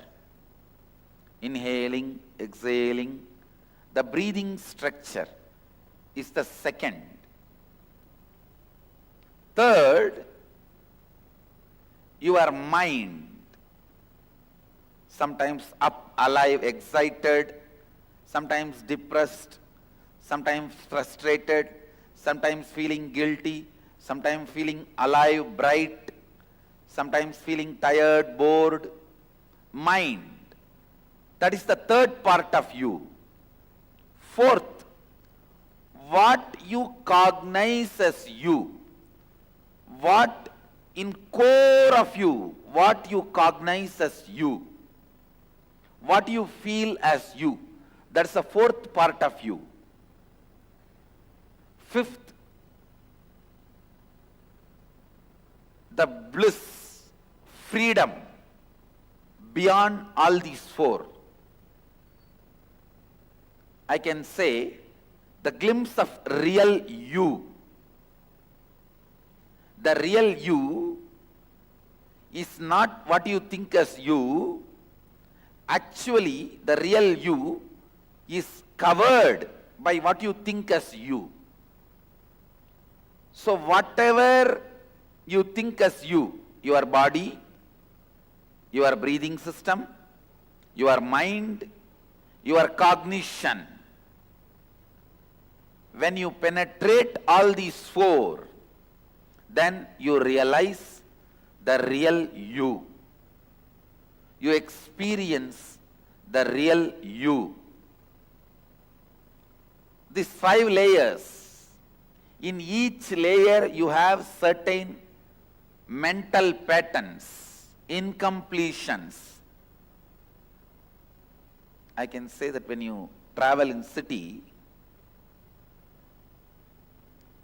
if you are going from here and want to cross the city, so many diversions. Suddenly one political rally, take diversion. Then road is cut by PWD, take diversion. Road is cut by BSNL, take diversion. Traffic jam, take diversion. Finally, instead of crossing the city, you will end up back in the same road. No, that's what exactly is happening in our life. When you try to cross layer by layer and reach your core, listen, if there is an incompletion in the marriage, Dropping the marriage is not solution. If there is an incompletion in your profession, dropping the profession is not solution. If there is an incompletion in your career, dropping the career is not solution. Sometime incompletion in the body or mind will be there. Dropping the body is not going to be the solution. Drop the incompletion. If there is a friction in the machinery, in the machine, dropping the machine is not going to be the solution. Lubricating only is going to be the solution. I could see in the life, unfortunately, it's very unfortunate. People always decide to drop the reason for the incompletion than to the cause of the incompletion. Listen, reason is different, cause is different. Reasons are caused. Cause cannot be reasoned. Reasons are caused, cause cannot be reasoned. Please come to the space of listening. Reason is different, cause is different. Reasons are caused, cause can never be reasoned. Unfortunately, you always try to drop the reason, drop the cause, drop the cause of incompletion. Drop what causes incompletion, not what you perceive as the reason for incompletion. If you think marriage is the reason for incompletion, career is the reason for incompletion, business is the reason for incompletion, either you try to drop them or you try to live with incompletion and the reason.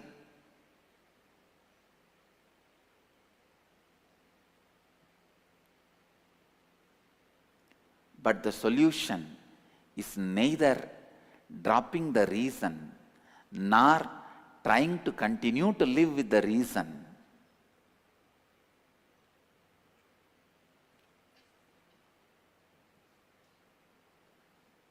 It is completing the cause of the incompletions. Completing the cause of the incompletions. Continue, continue, continue. Continue, continue, continue to complete with all the incompletions.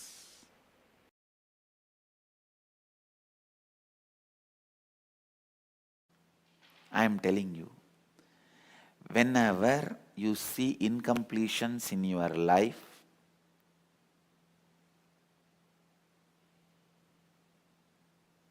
if you understand it may be factual but not real, you will reinvent yourself.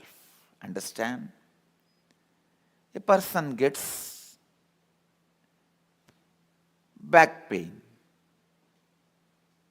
If he thinks it is real and the incompletion is real, he can literally just collapse. I tell you, ordinary back pain has collapsed so many people.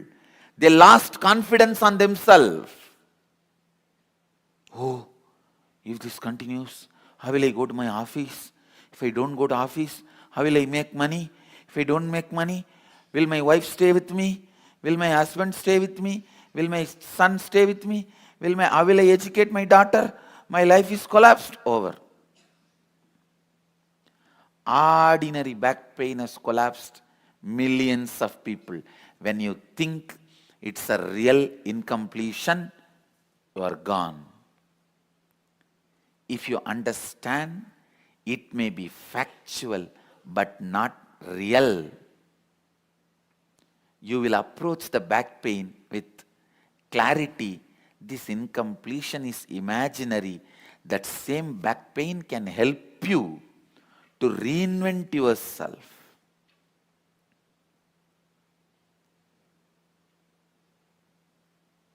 It can just support you to reinvent yourself. What is the reason for the back pain? Whether my sitting posture or my way of perceiving me or my thinking about myself. What is it? Let's look in. It can lead to reinventing yourself. Ordinary back pain can even make you enlightened or can just collapse you. Both can happen just by ordinary back pain. Same way, a simple fight between husband and wife. If you think it may be factual but not real, you will look in what can be done to go beyond it. You can reinvent yourself. Or, I think this fight is never going to end. Come on, divorce is a solution. A simple fight, verbal fight. It may not even be fight, just strong exchange of few words.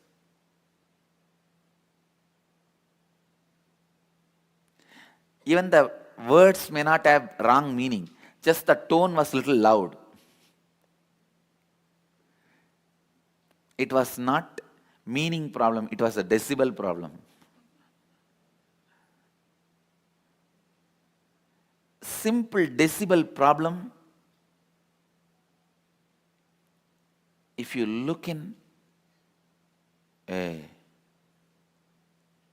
this may be factual but not real, then that incompletion can help you to reinvent yourself.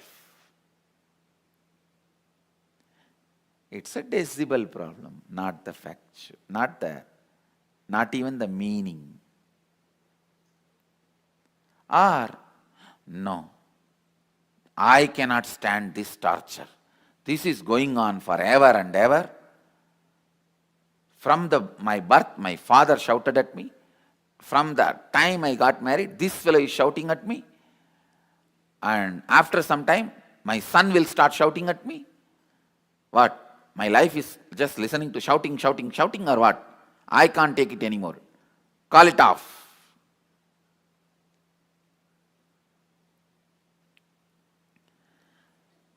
Will your husband be responsible for your father shouting at you?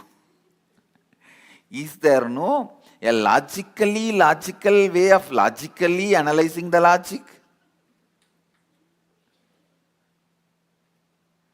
Should we not have a basic logically, a logical system to analyze the logic logically? Anyhow, whether it is a small headache or a decibel discrepancy problem, I'll give a new word. The decibel discrepancy problem. Or as serious as cancer, whatever may be the problem, I tell you, it may look like factual, it is not real. Really, I am telling you, the only thing you need in the whole life is stamina to stand up till you see the victory, nothing else. Your victory is guaranteed. Understand? Your victory is guaranteed.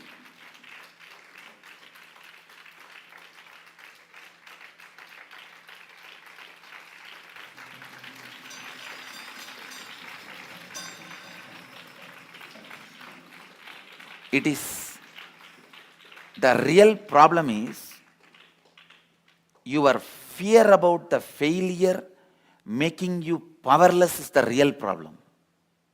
Nothing else. Your victory is guaranteed.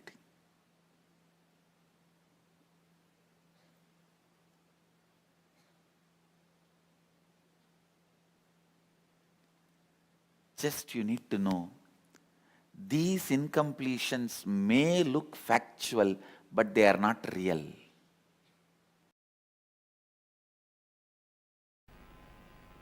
Understand?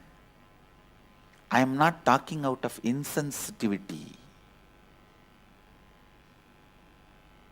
When I had a fracture in my hand, what I told my own body and DNA, please understand, it was a multiple complicated fracture. My great adventure on my horse.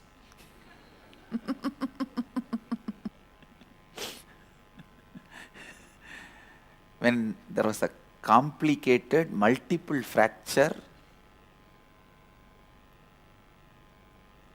but within 24 hours, I was out in the public, continuing my responsibilities. Within 48 hours, I was delivering my satsangs. No painkiller, nothing.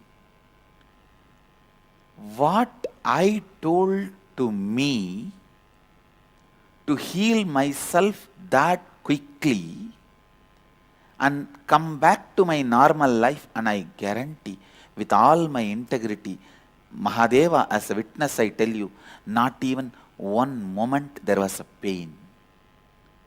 No question of pain, any pain.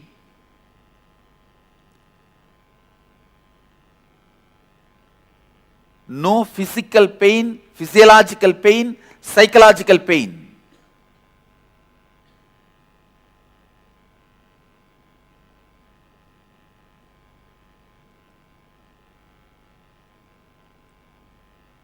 The moment I fell from the horse, when I stood up, I did not even check the hand. I saw there the Sanishwara standing with folded hands, said that I have to execute the ordained frames of life, because this physical body is in the plane, physical plane. So it has to move through the physical rules and regulations. And that was the Janma Sani time for me. The Shadeshat, L-Ray was going on. So he was standing with folded hands and said, I have to do my responsibility. And the moment I saw him, I smiled because the horse was black horse. And I was smiling. God, such a highly secured, tightly protected person like me. See, at least 5 to 10 sannyasis all the time around me. I can't even slip and fall even if I want. See, even if I want, if I slip also, I will fall only on my sannyasis. Any side they will be holding me. And such highly protected, tightly protected, and so beautifully this Sanishwara came and did his job and went. And he also said, I can never touch your consciousness, give any pain, but the physical plane, whatever has to go through, has to go through.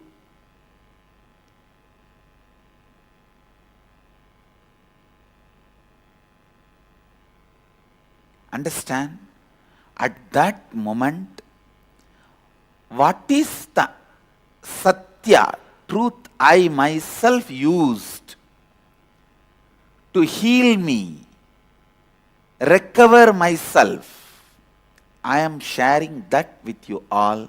Listen. Don't think this, whatever I am going to share now, is impractical are insensitive because you are having suffering. I am giving this for you to work on it. No. When I had what I used, I am sharing with you. Please understand, your DNA,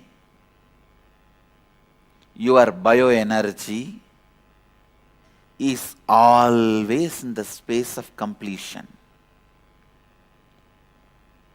Whether you think you have a stomach pain, headache, it can be as simple as a small scratch on the skin to as difficult as cancer. Tell your DNA you are complete and get back to your completion. You are complete and get back to your original state of completion. Don't go on imagining that there is some incompletion in you. Understand?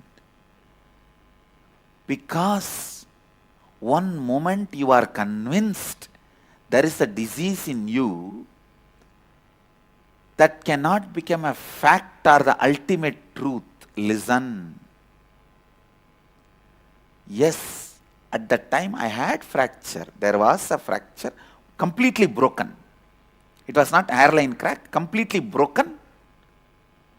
Both bones fully broken.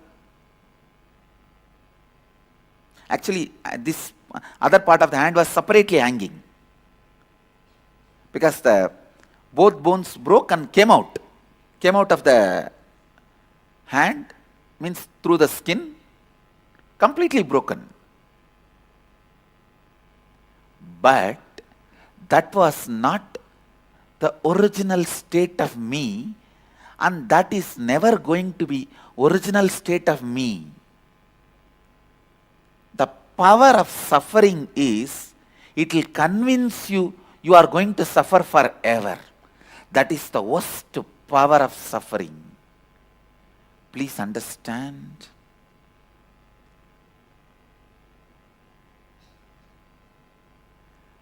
If you are convinced the suffering is going to be forever with you, you are in hell. That wrong conviction need to be weeded out. Need to be weeded out. The wrong conviction that suffering is going to be there with you forever brings the disease again and again back to you. Back to you.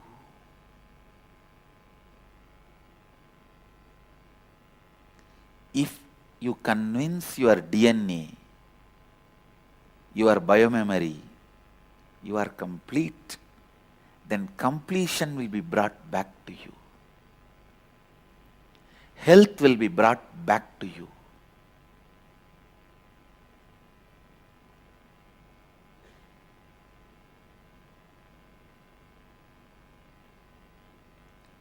You may be an enlightened being or an incarnation. It's not that Shani did not do his job. And he was so sincere. I was so happy. Actually, I am going to have the Shani deity installed in that spot. I am waiting for the work to be done.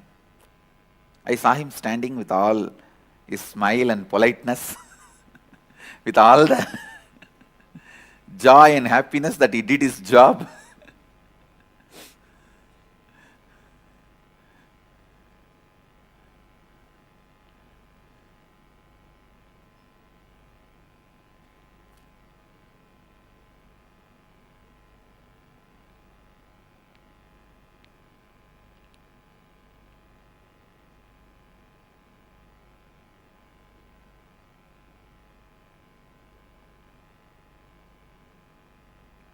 And a normal person, any normal person can never have such big fracture falling from 4 feet height horse. And we even checked my bone density and all that. There was no problem.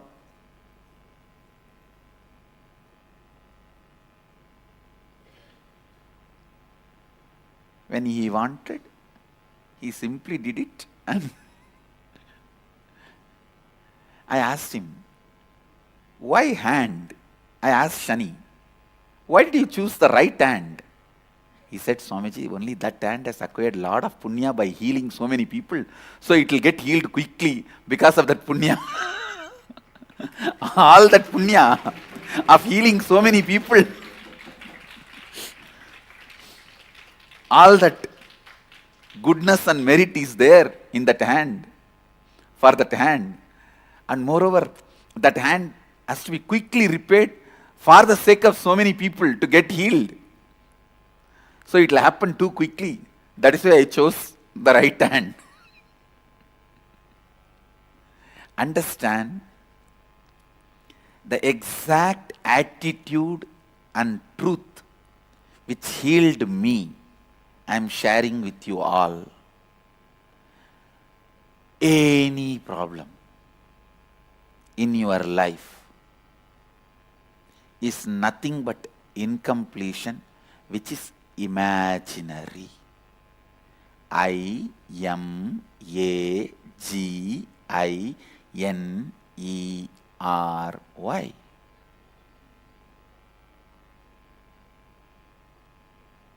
I am not in any delusion,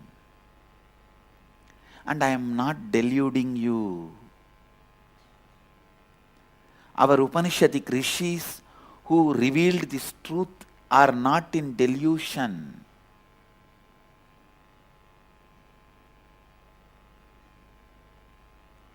They are neither in delusion nor in the mood of cheating you. Understand?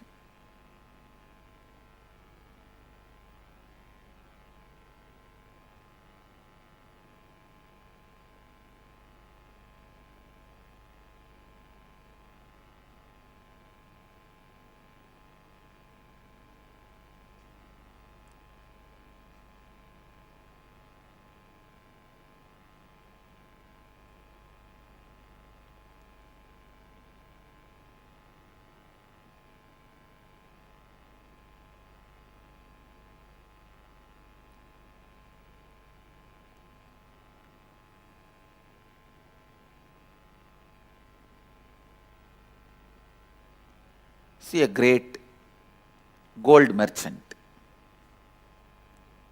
Out of his love for Shiva, he declares, I'll make 100 kg gold ornaments for Mahadeva. And he himself is the master of that science. Will he cheat 2 gram gold from that 100 kg gold jewelry? One, he knows the science, quality checking. Second, he is graceful, means he is full of gratitude. Neither he will cheat nor he will allow anybody else to cheat because he knows the science. Same way I am telling you, the Upanishadic rishis, neither they can be in delusion nor they can put you in delusion. Because they have nothing to gain by putting you in delusion. This gold merchant has nothing to gain by stealing 2 gram gold from that 100 kg gold which he wanted to give it to Mahadeva. Upanishadic rishis have put their whole life to humanity, sacrificed. They are neither in delusion nor can put others in delusion.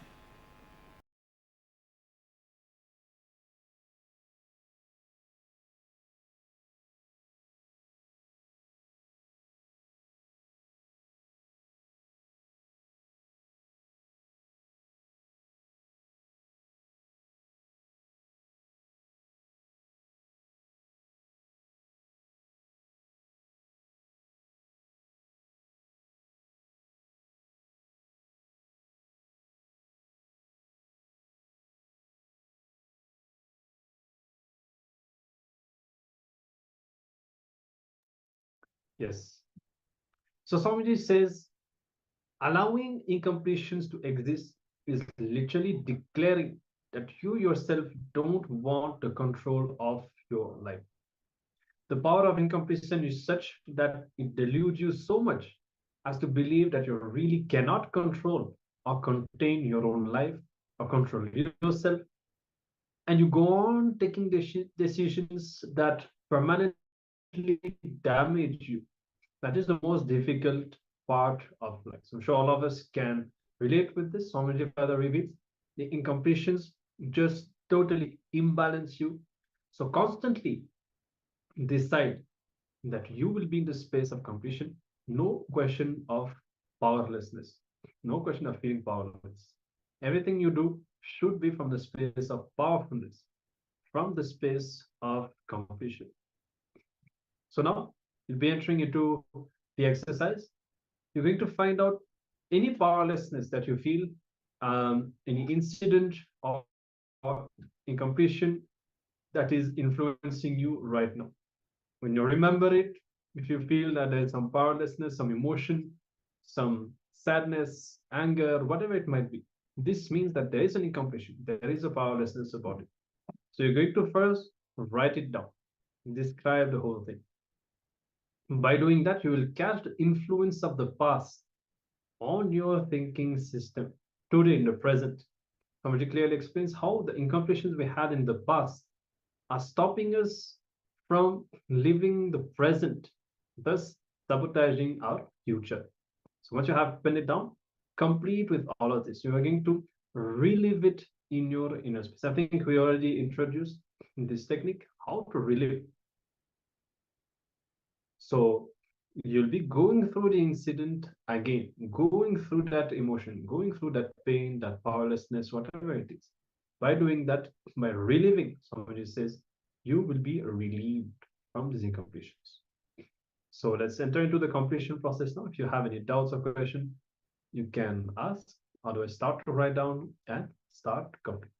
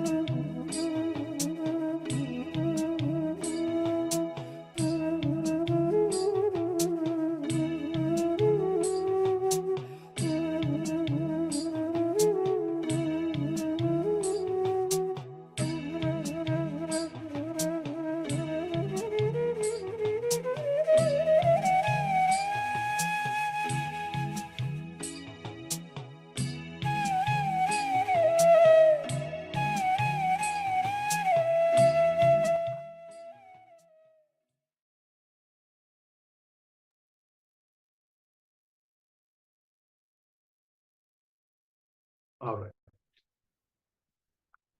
So with this, we come to the end of this exercise. We'll be having more exercises on completion, the opportunity to complete more and more with all of the completions. Now we'll be moving into the power manifestation. And another round of the body scanning. So now this time we'll be scanning for the vital signs like the heart rate, respiratory rate, the blood pressure, blood temperature, and so on. So you can get ready to enter into the power manifestation. Sit with your head, neck, and spine in a straight line. If you want to manifest this for somebody else, you can do that also. Otherwise, you can scan yourself. Both are fine. Now bring your awareness to the third eye and connect with Swamiji. Now consciously using your third eye and chanting the Mahavakya intensely, you will be scanning for the vital signs in your body and receive whatever revelations Paramashiva Swami will be giving in the third eye. So let's begin the power manifestation now. Chant the Mahavakya intensely and let's begin.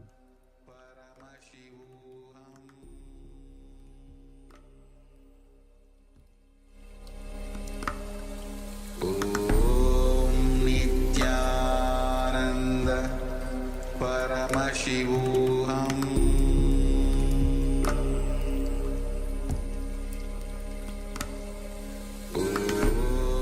Nithyananda Paramashivoham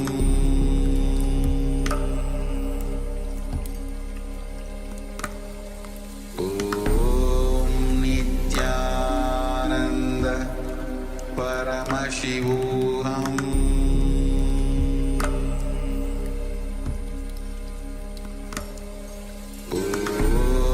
Nithyananda Paramashivoham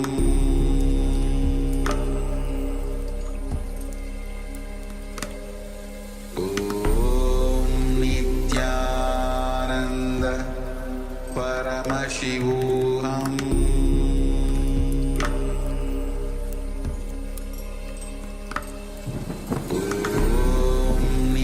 Nithyananda Paramashivoham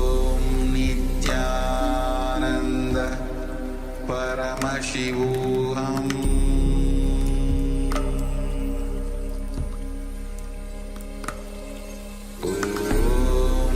Nithyananda Paramashivoham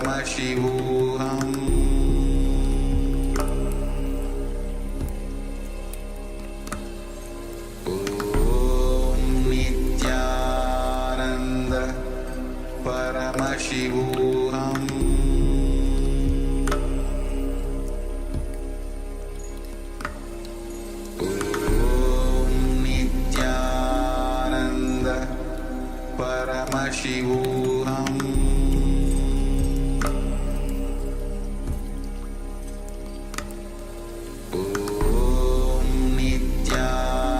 Nithyananda Paramashivoham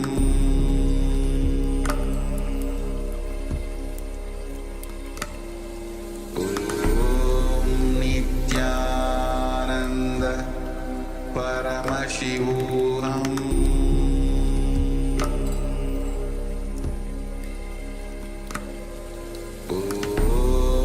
Nithyananda Paramashivoham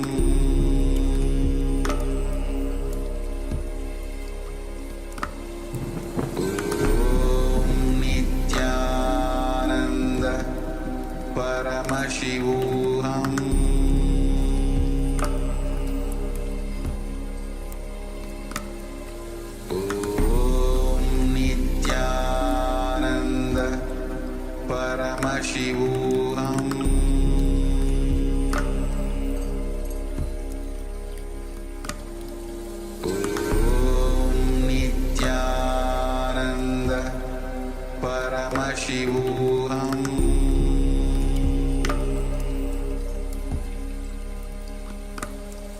Om Nithyananda Paramashivoham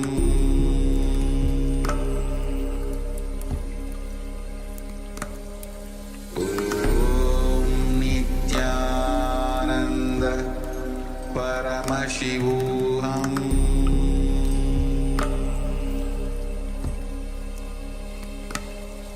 Om Nithyananda Paramashivoham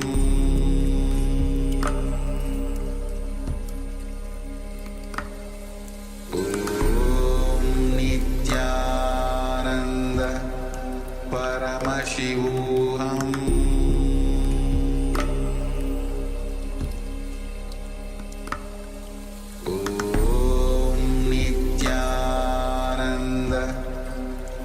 Paramashivoham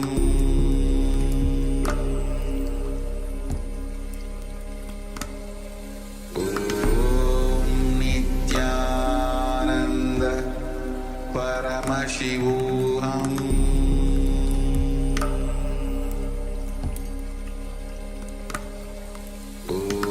Om Nithyananda Paramashivoham Paramashivoham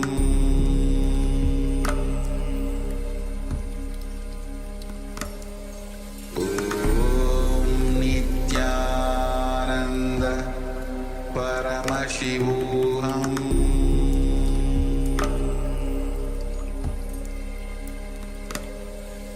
Om Nithyananda Paramashivoham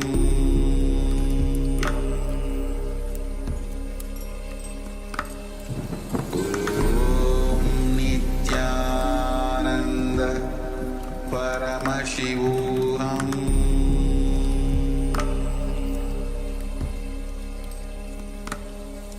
Om Nithyananda Paramashivoham Om Nithyananda Paramashivoham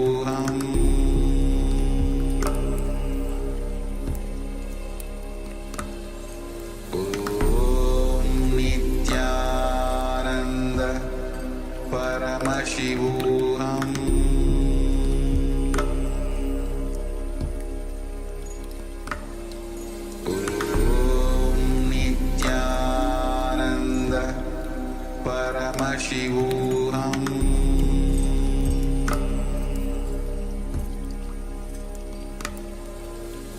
Om Nithyananda Paramashivoham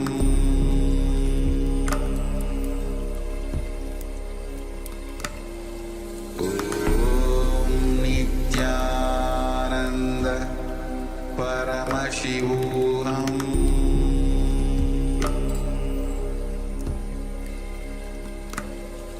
Om Nithyananda Paramashivoham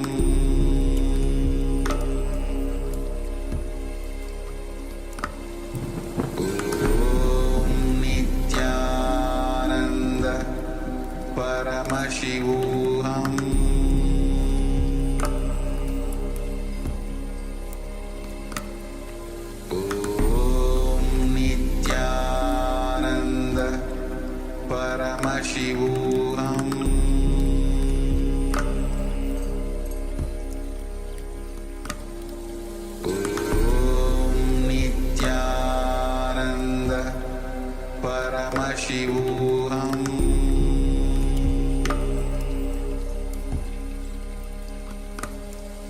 Om Nithyananda Paramashivoham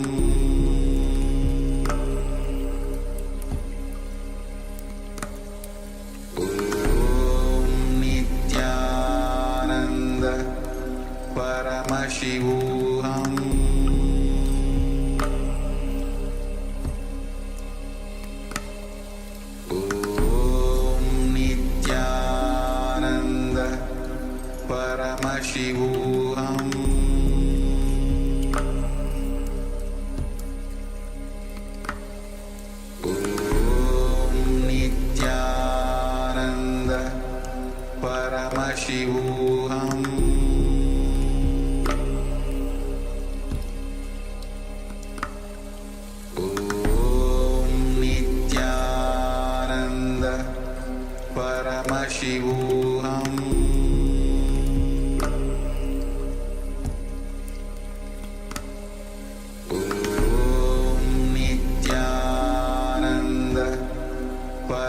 Paramashivoham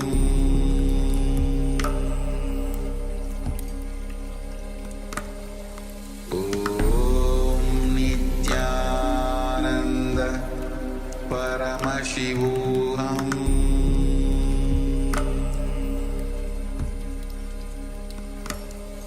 Om Nithyananda Paramashivoham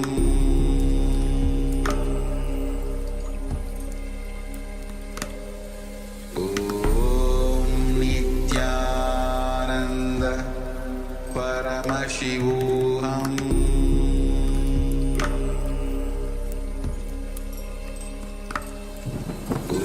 Om Nithyananda Paramashivoham Om Nithyananda Paramashivoham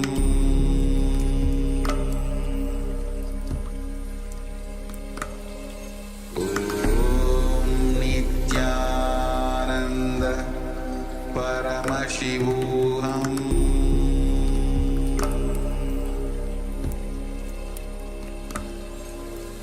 Om Nithyananda Paramashivoham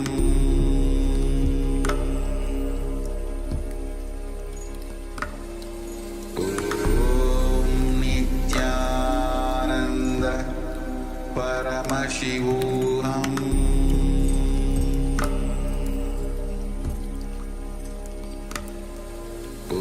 Om Nithyananda Paramashivoham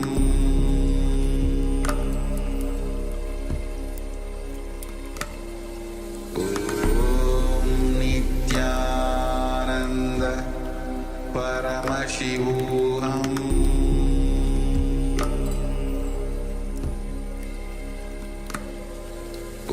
Om Nithyananda Paramashivoham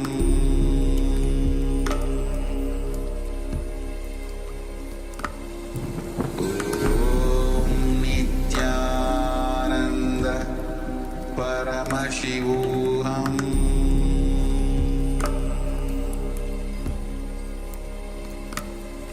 Om Nithyananda Paramashivoham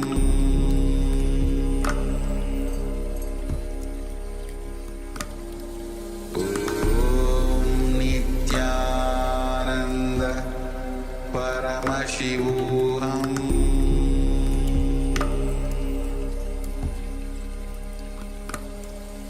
Om Nithyananda Paramashivoham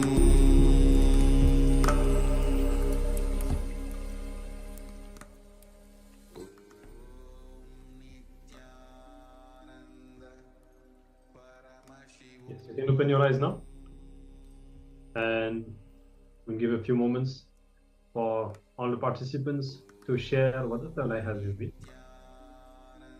So whatever has been shown to you, even if it is any memory, it could be a visual, it could be a feeling in your own body, or sometimes you just know, you just have the feeling that you just know what it is.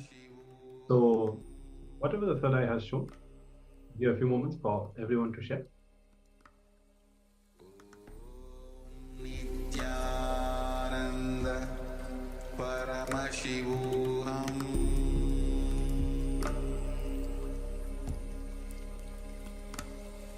Om Nithyananda Paramashivoham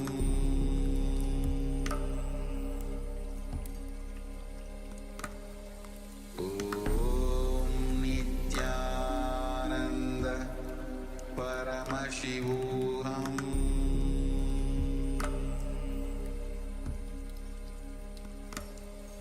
Om Nithyananda Paramashivoham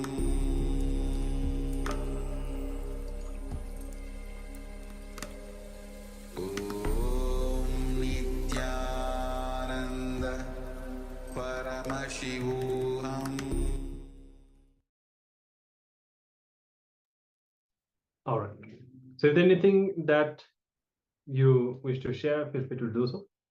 And we'll be entering into the next session now, which is taste the joy of completion. And naturally, Swamiji will be revealing about the joy of living in the space of completion, living free from the influence of the path. And yes, in the meantime, we had a sharing. My Agora opinion heart rate is 85. Okay. So it would be nice if you could verify it. I don't know if you have the ability to verify, but surely Dasadai has revealed. I'm very sure that you are correct, and especially we know that you have been successful in the power manifestation so far. So very good. Well, thank you for sharing your results from the power manifestation. And now let's discover how completion liberates us from the influence of the path and allowing us to celebrate ourselves and live the best future that we want. Come to the space of destiny, and we'll be now starting the next session.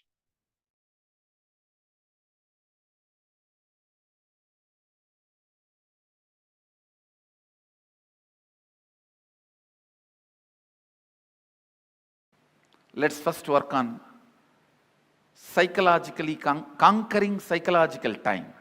I'll repeat what you have to write.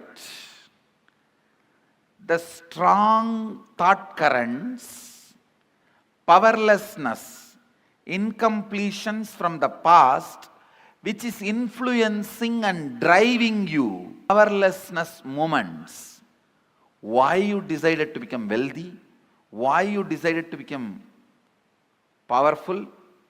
If it is out of passion, great, no problem. If there is some powerlessness, some incident, incompletion is influencing you, pen down that. Let's catch the influence of the past on your thinking system. 94th verse, 22nd technique from Shivanyana Upanishad, which is part of Shivagama. Chittat yantaha kritir nasti mamantar bhavayet iti vigalpanam abhavena vigalpair uchito bhavet. I'll translate and give you the precise method. The essence of this verse is reliving is relieving. Means the past powerlessness which is influencing your thinking, relive those incidents, not remembering. Please understand, there is a big difference between remembering and reliving. For example, something happened in your life at the age of 8, 9, which is still influencing your thinking. I have seen people getting influenced by something happened when they were 3, 4 and all. They are 57. Something happened at 7 influences them.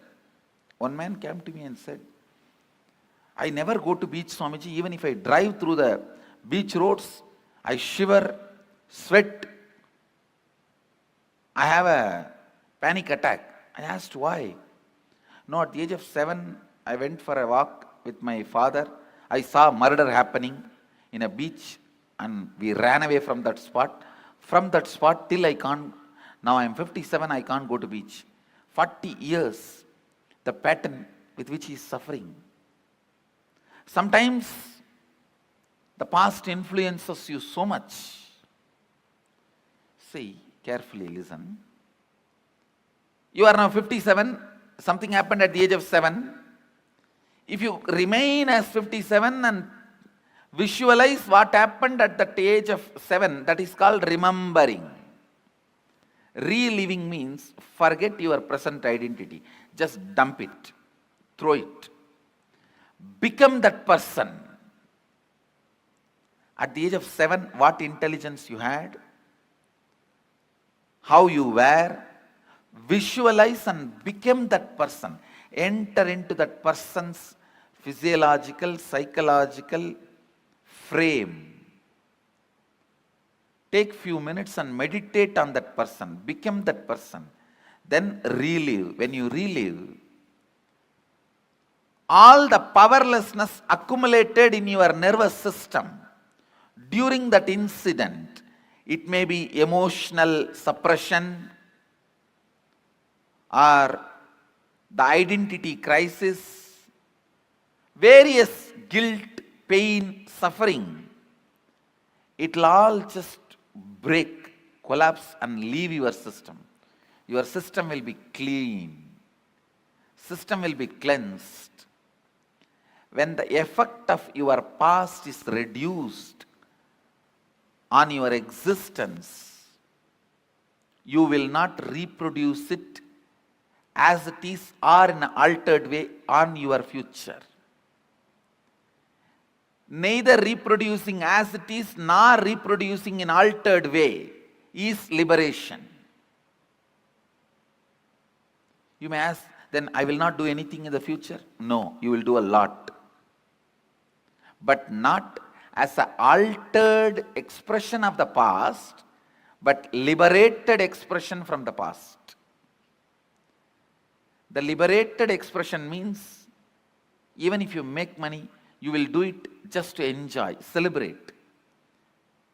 But if you are making money because you have been teased as a poor, because you have been challenged as a poor, because you have an identity crisis as a poor, even if you become rich, you will continue to suffer. I have seen many moneyed poor people. Understand? Paradoxical word. Moneyed poor people. Poor are those who have only money. Uneducated are those who are educated only in schools,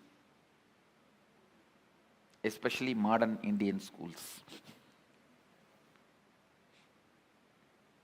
I have to put this on record. Any of you think I'm little intelligent? I tell you, I never went to school properly.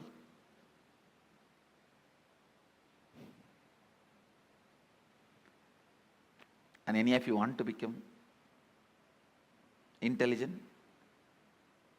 I give you this as my first instruction. Remembering is different. Reliving is different. In remembering, you will justify, analyze, criticize, judge, hate, deny. In reliving, nothing of that exists. Just become that person. Pick up one incident which you want to complete. Become that person. Forget your present identity. Relive at least 3-4 times. Then pick up the second incident. Become that person. Relive at least 3-4 times. And I tell you, this one technique, it can give you as simple as freedom from headache to as complicated as freedom from this whole samsara.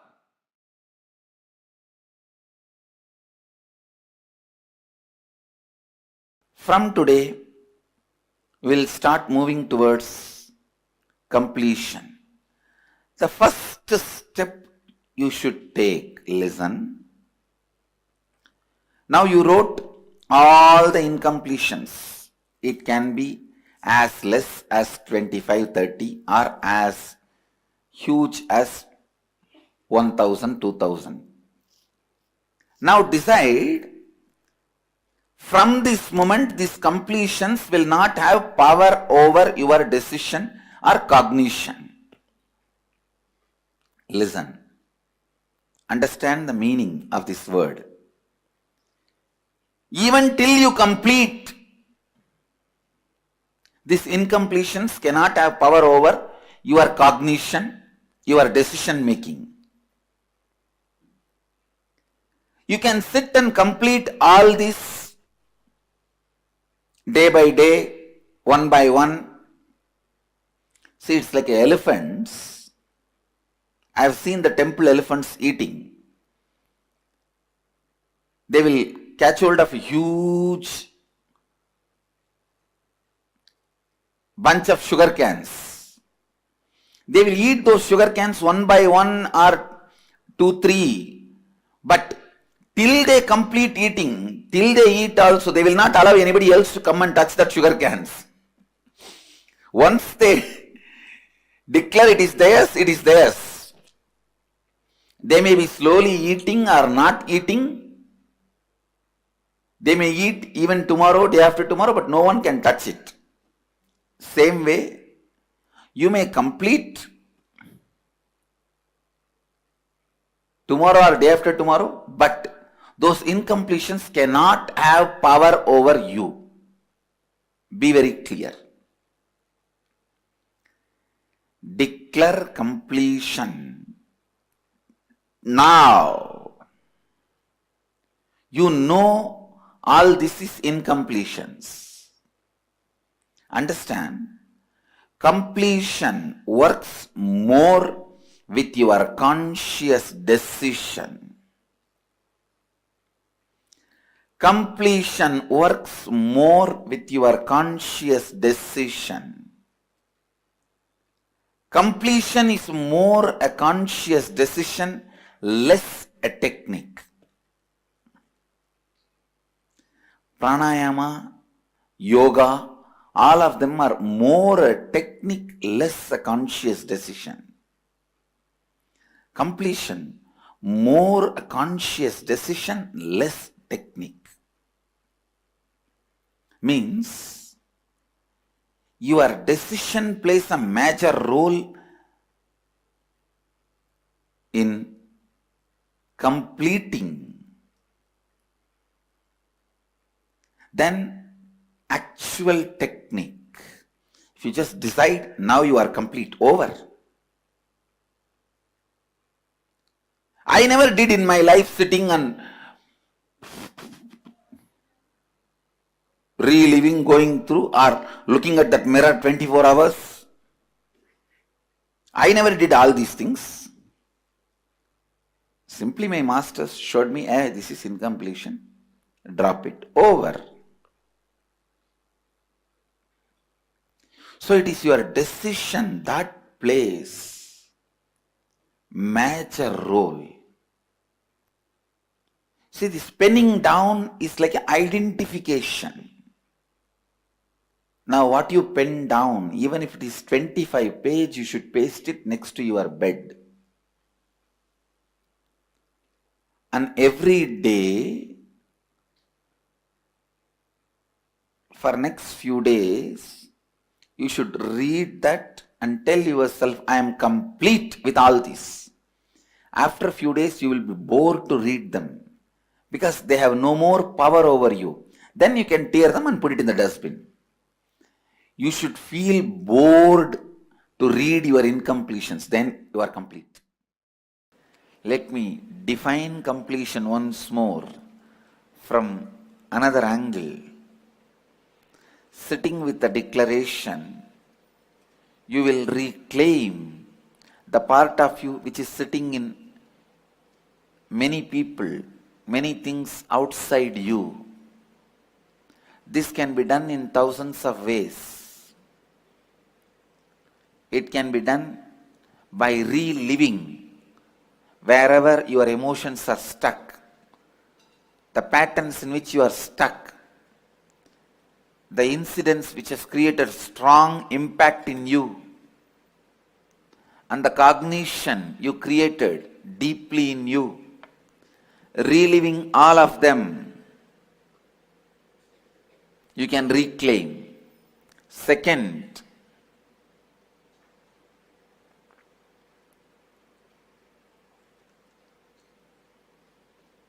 listen. Reliving all your inadequate cognition, In all the moments of your incompletion, you can reclaim and become complete. That's the first thing. Second,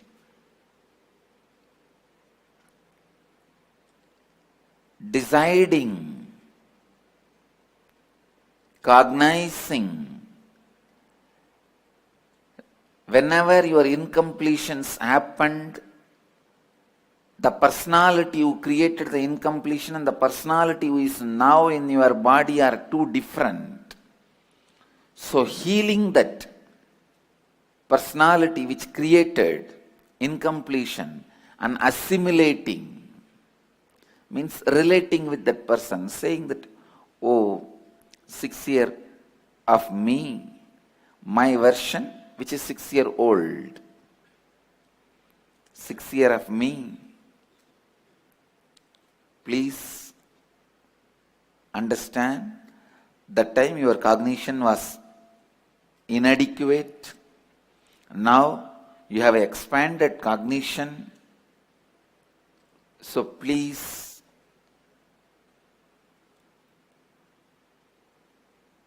come on and dissolve into this expanded cognition. Let us become one with this expanded cognition. Ask your small version of you, ask your 6 year old of you, ask the junior of you, ask the child in you, ask, is your cognition adequate, or the cognition which I am having now is adequate? Whichever is adequate, we let us merge in that. This is the flow with which the whole Hinduism functioned.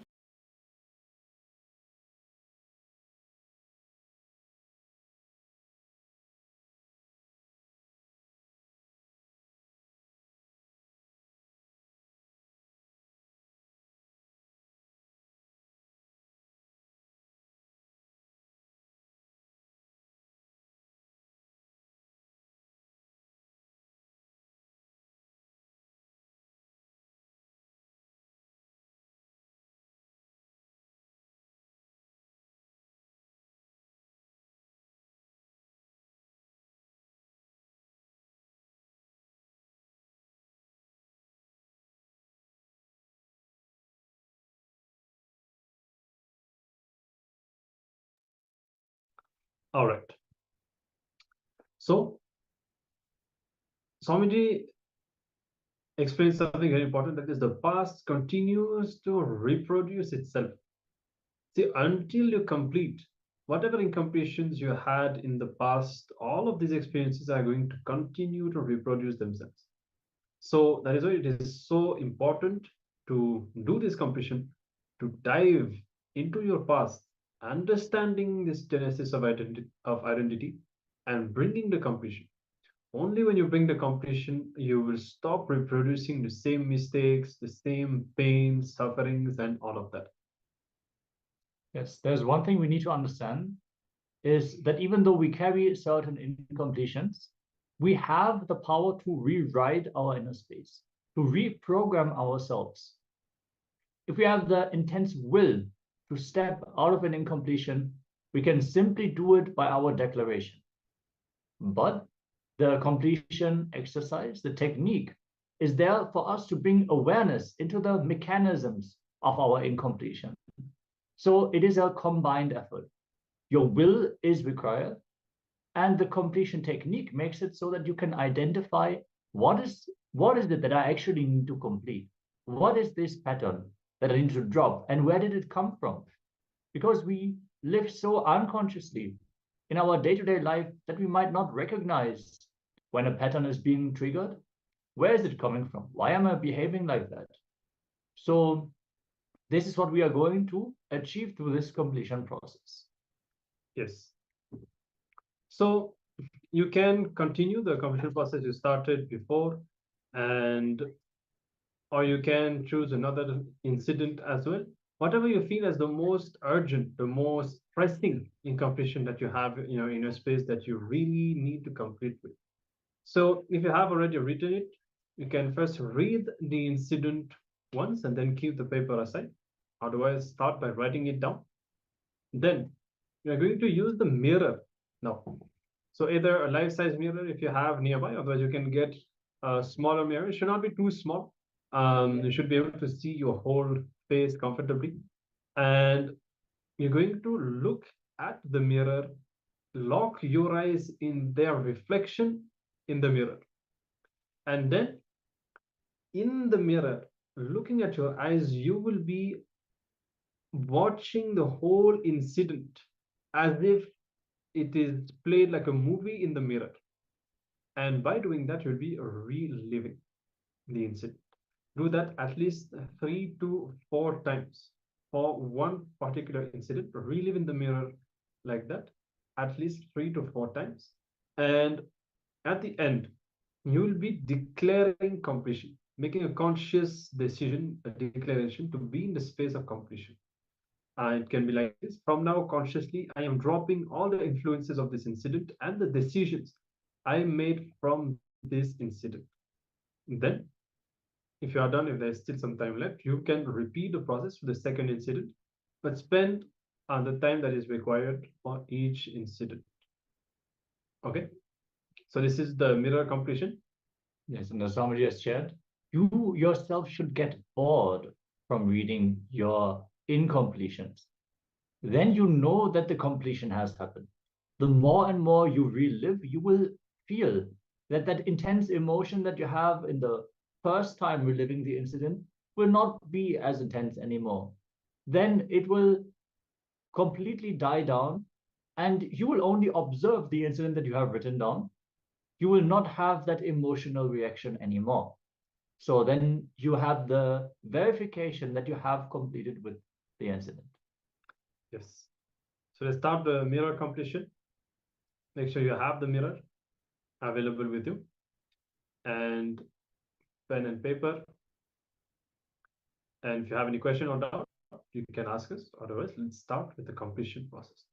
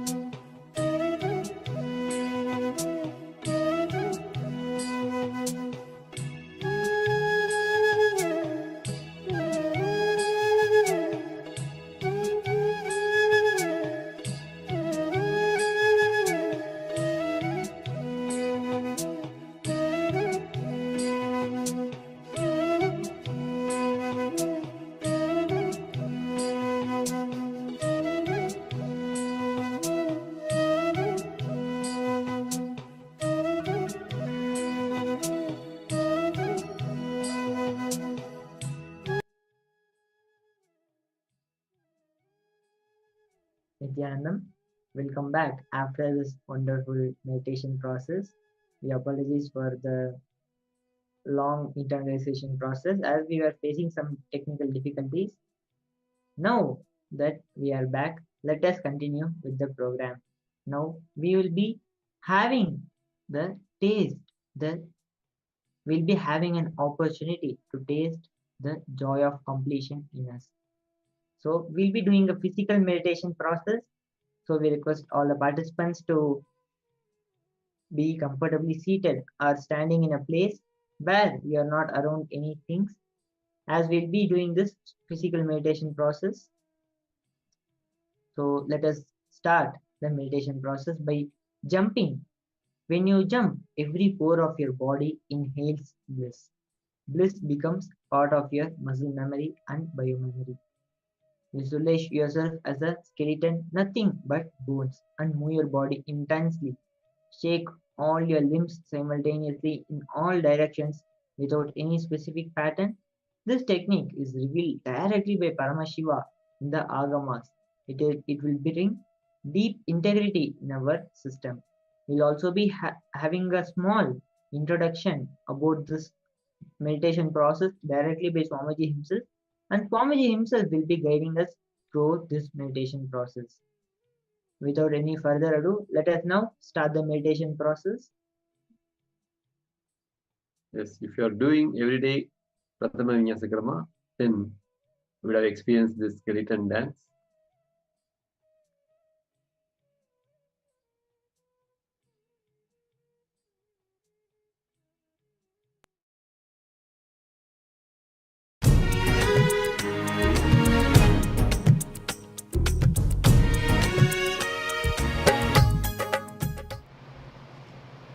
There is one unique practice. When I was consciously scanning the agamas, it just stood out, attracting my attention very intensely. When I consciously scanned, I saw the power of that practice. All of you have to provide your listening very carefully. I'll tell you see, integrity.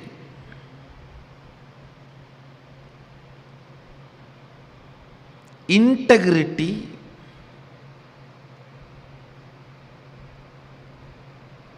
is a biomemory stored in your bone structure. Listen carefully. In your bone structure, integrity is stored as a biomemory. If you are integrated to your bone structure, automatically integrity starts happening in your words, action, lifestyle, behavior, thinking structure, in everything. Please understand. Till now, you always practiced integrity only as the mental technique, where you complete with all your old non-integrity and start developing the pattern of keeping up your words and keeping up high integrity to your words, maintaining in every step in your relationship with time, in your relationship with people, everywhere you bring integrity. It's a mental practice. Now, I am giving you the integrity as a physical practice. Sadashiva beautifully gives it. Listen to the technique carefully. Integrity is the biomemory stored in your bone structure. So first, you need to visualize all your bones, your whole skeleton. The strength of the skeleton is the strength of your integrity. Either 21 minutes or 42 minutes, visualize your bone structure and dance. Listen. While you are dancing, you will never be able to hold on to your bone structure. Your mind will be pushed here, there. If you can hold on to your bone structure, means your skeleton, while you are dancing, the integrity pattern will be awakened in you physically. Please understand, all the qualities can be developed mentally and reached the level of physical, can be manifested physically and reached the level of reality. It can be done this way or this way. If you practice integrity mentally for 12 years, by the time it will become part of your very bone marrow, it will become your reality. Or from your bone structure you can manifest it, push it with such a strength, it can start manifesting within 1 or 2 months in your life as reality. Integrity manifesting in your life means anything you say, even if it is not under the Newton's physical law, will become reality. That is what is power of integrity.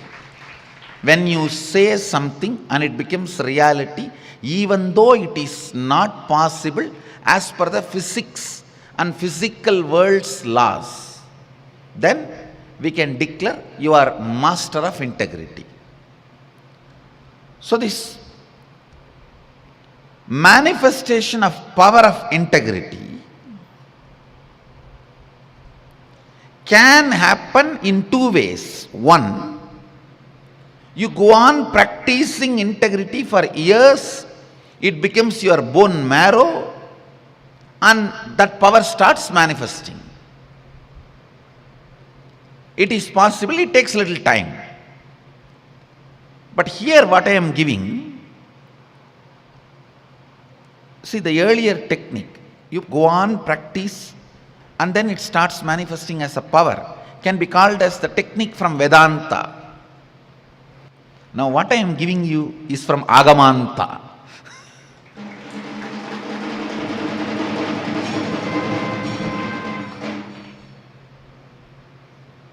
Just few days of this manifestation, either 21 minutes or 42 minutes, you will visualize your skeleton structure without losing power over your skeleton structure. You go on jumping, dancing for any song. Your body should be active.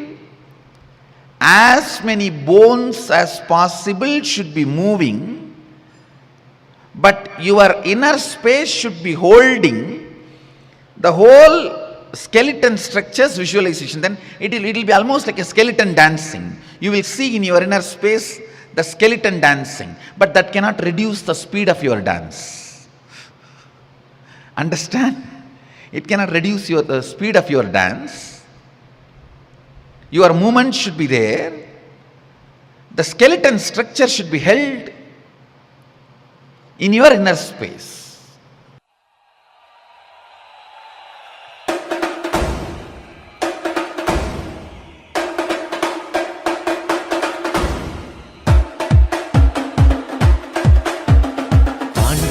जय विठ्ठले नित्यानंद नित्य विठ्ठले पांडुरंग जय विठ्ठले नित्यानंद नित्य विठ्ठले पांडुरंग जय विठ्ठले नित्यानंद नित्य विठ्ठले पांडुरंग जय विठ्ठले नित्यानंद नित्य विठ्ठले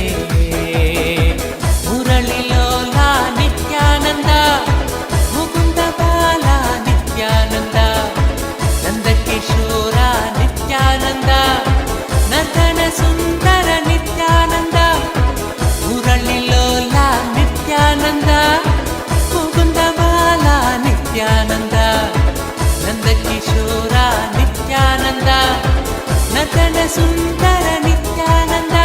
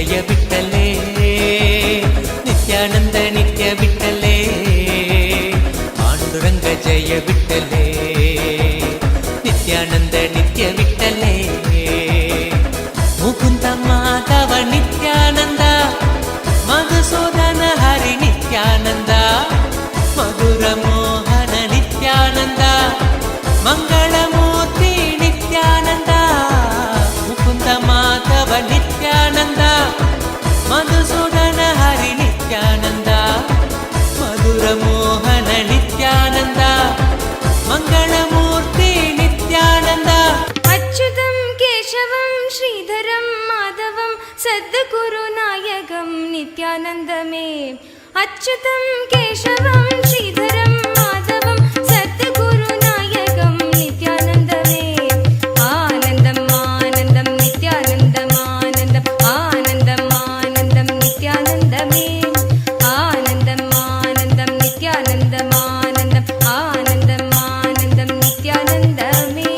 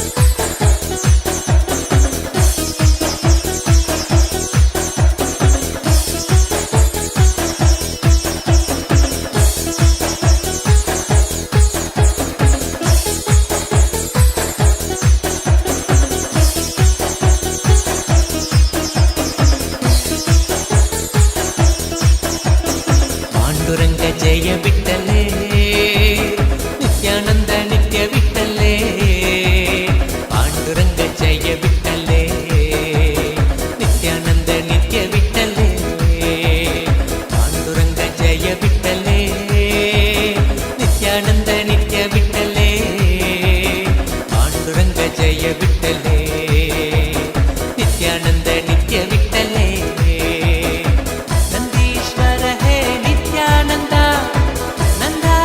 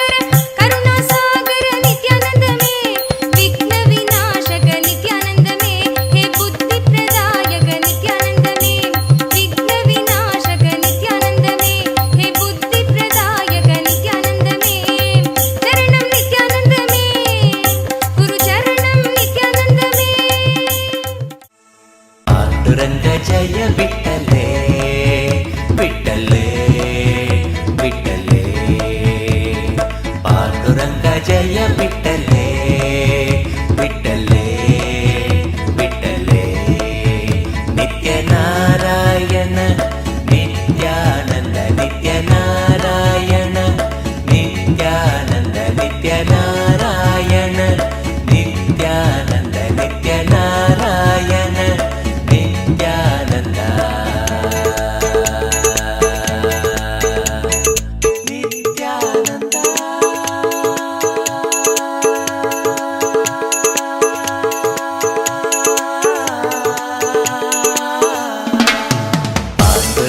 जय विठ्ठले विठ्ठले विठ्ठले पांडुरंग जय विठ्ठले विठ्ठले विठ्ठले नित्यनारायण नित्यानंद नित्यनारायण नित्यानंद नित्यनारायण नित्यानंद नित्यनारायण नित्यानंद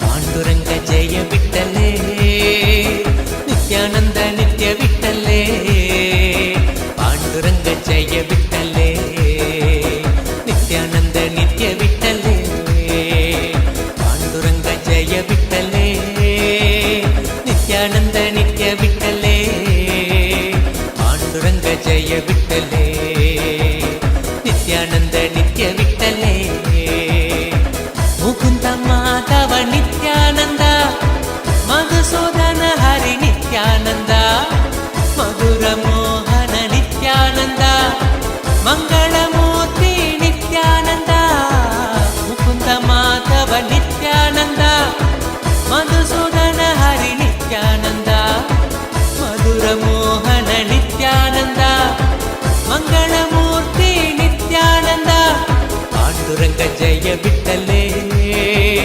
नित्यानंद नित्य विठ्ठले पांडुरंग जय विठ्ठले नित्यानंद नित्य विठ्ठले पांडुरंग जय विठ्ठले नित्यानंद नित्य विठ्ठले पांडुरंग जय विठ्ठले नित्यानंद नित्य विठ्ठले मेघरूपा नित्यानंद मनस चोरा नित्यानंद वृंदविहारा नित्यानंद वेदरूपा नित्यानंद मेघरूपा नित्यानंद मनस चोरा नित्यानंद वृंदविहारा नित्यानंद वेदरूपा नित्यानंद पांडुरंग जय विठ्ठले विठ्ठले विठ्ठले पांडुरंग जय विठ्ठले विठ्ठले विठ्ठले नित्यनारायण नित्यानंद नित्यनारायण नित्यानंद नित्यनारायण नित्यानंद नित्यनारायण नित्यानंद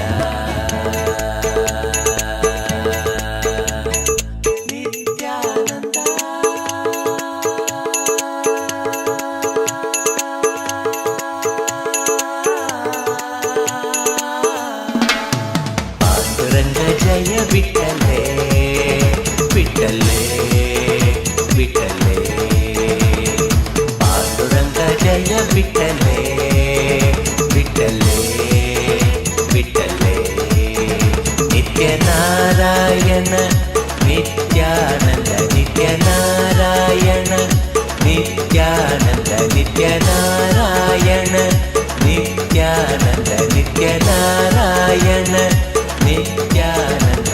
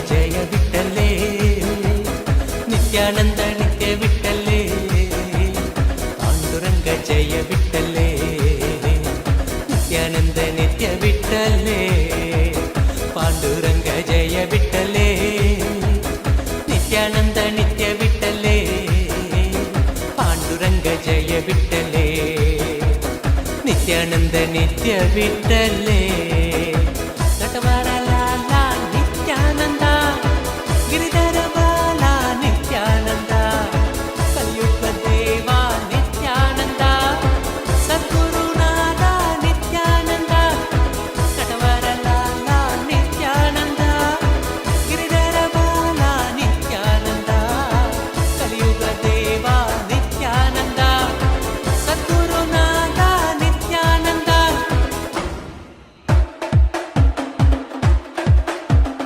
पाण्डुरङ्ग जय विठ्ठले नित्यानन्द नित्य विठ्ठले पाण्डुरङ्ग जय विठ्ठले नित्यानन्द नित्य विठ्ठले पाण्डुरङ्ग जय विठ्ठले नित्यानन्द नित्य विठ्ठले पाण्डुरङ्ग जय विठ्ठले नित्यानन्द नित्य विठ्ठले मुरळिलोला नित्यानन्द मुकुन्द बाला नित्यानन्द नन्दकिशोर नित्यानन्द नन्दन सुन्दर नित्यानन्द मुरळिलोला नित्यानन्द मुकुन्द बाला नित्यानन्द नन्दकिशोर नित्यानन्द नन्दन सुन्दर Nityanand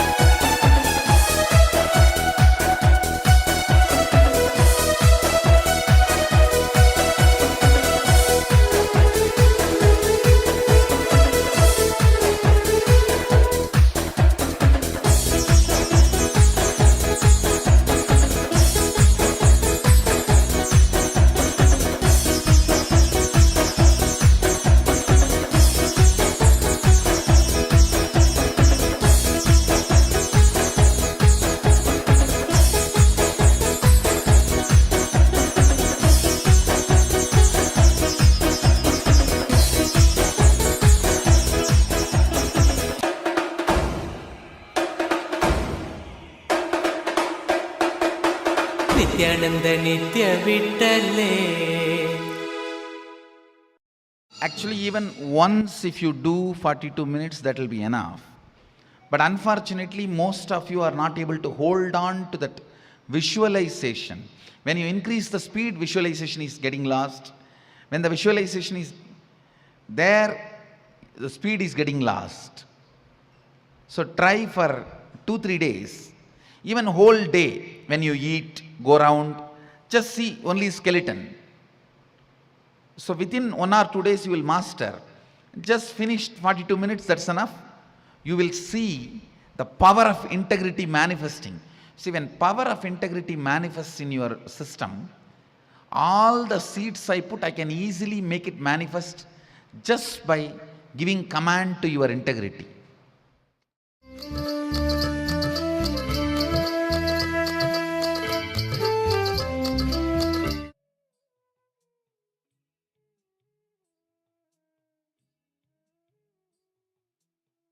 Yes, we request all the participants to settle down after this intense and joyful meditation we have just had. Take a few moments to catch your breath. Inhale deeply and exhale slowly. Slow down your heart rate.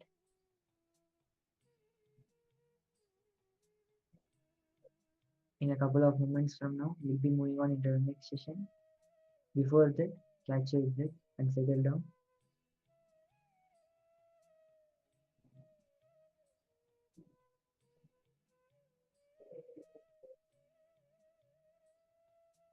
Yes, now after this intense meditation technique that we have just experienced physically by doing the skeleton dance, how we were able to let go of our identity and ego that we were holding, and we were able to complete this meditation process successfully.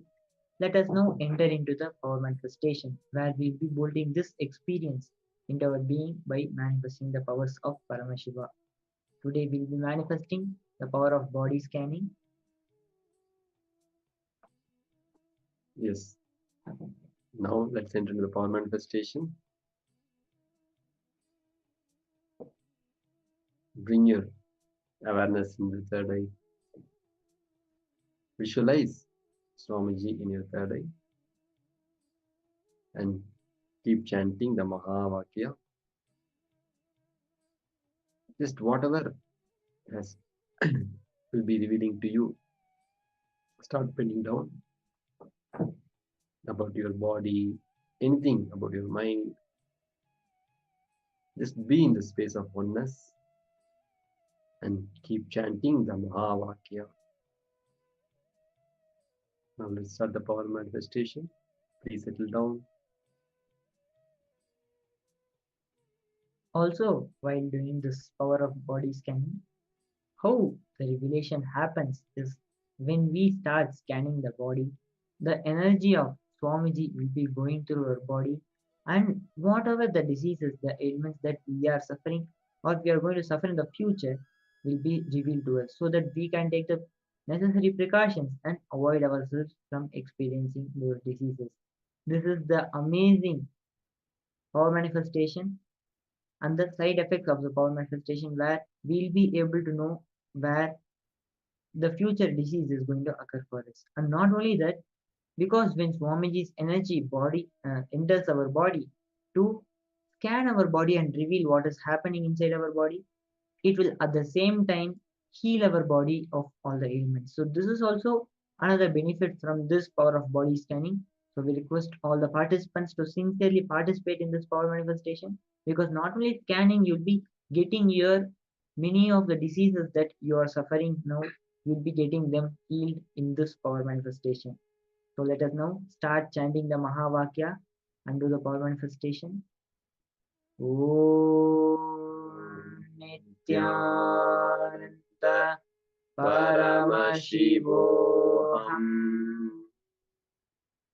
Om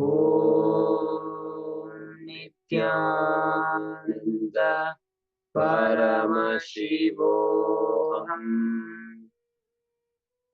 Om Nithyananda Paramashivoham.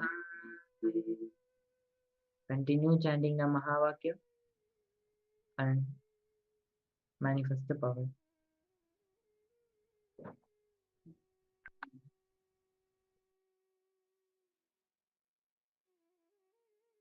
Shivoham.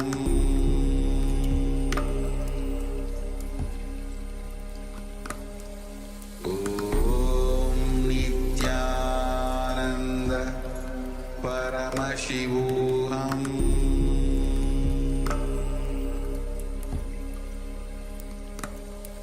Om Nithyananda Paramashivoham.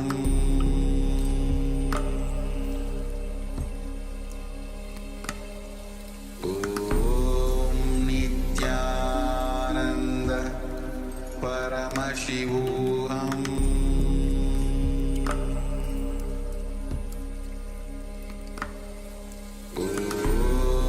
Nithyananda Paramashivoham.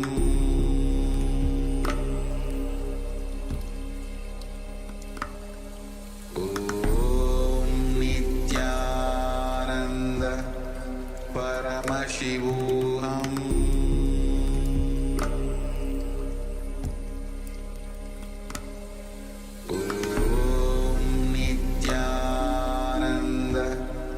Paramashivoham.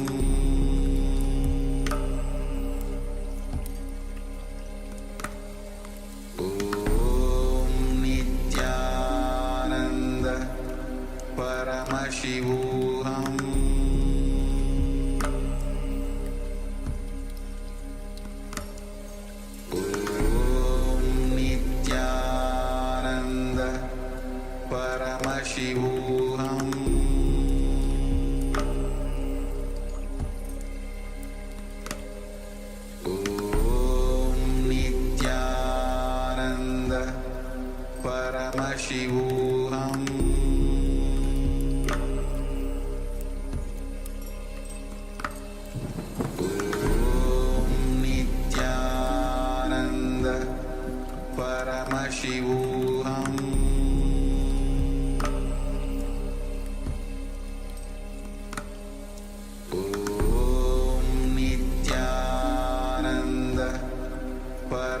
Paramashivoham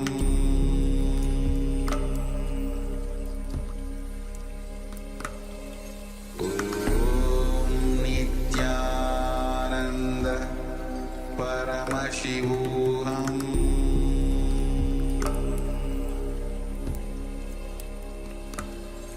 Om Nithyananda Paramashivoham Paramashivoham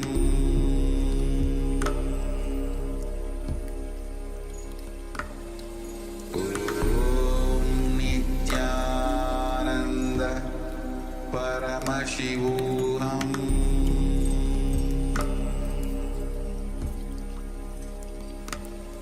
Om Nithyananda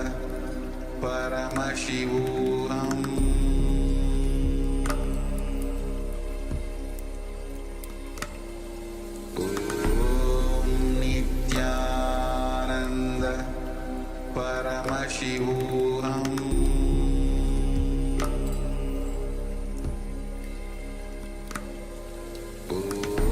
Om Nithyananda Paramashivoham Om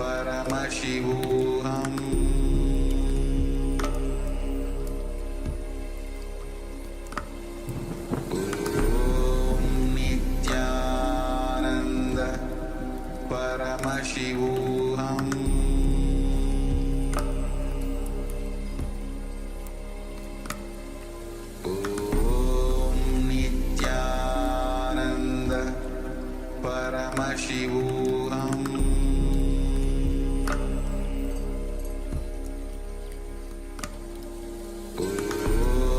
Nithyananda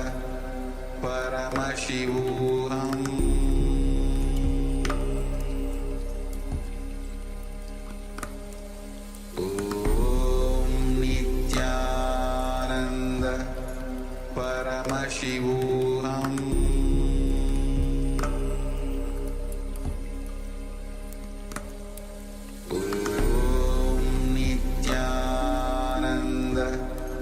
Paramashivoham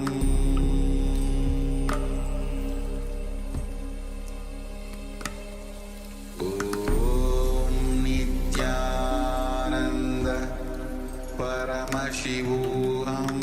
Nithyananda Paramashivoham Om Nithyananda Paramashivoham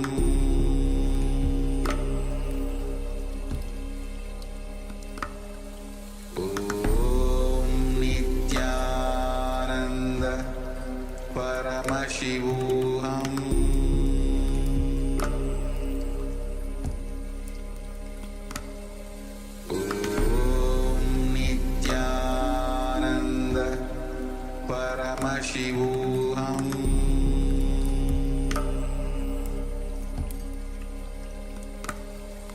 Om Nithyananda Paramashivoham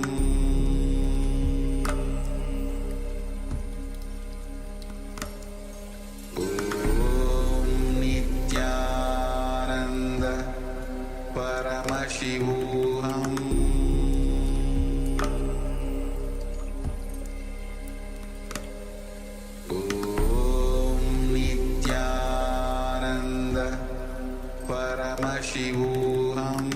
Om Nithyananda Paramashivoham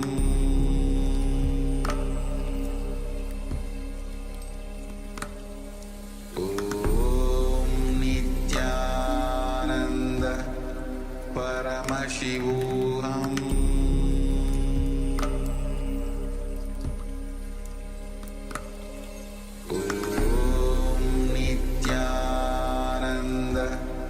Paramashivoham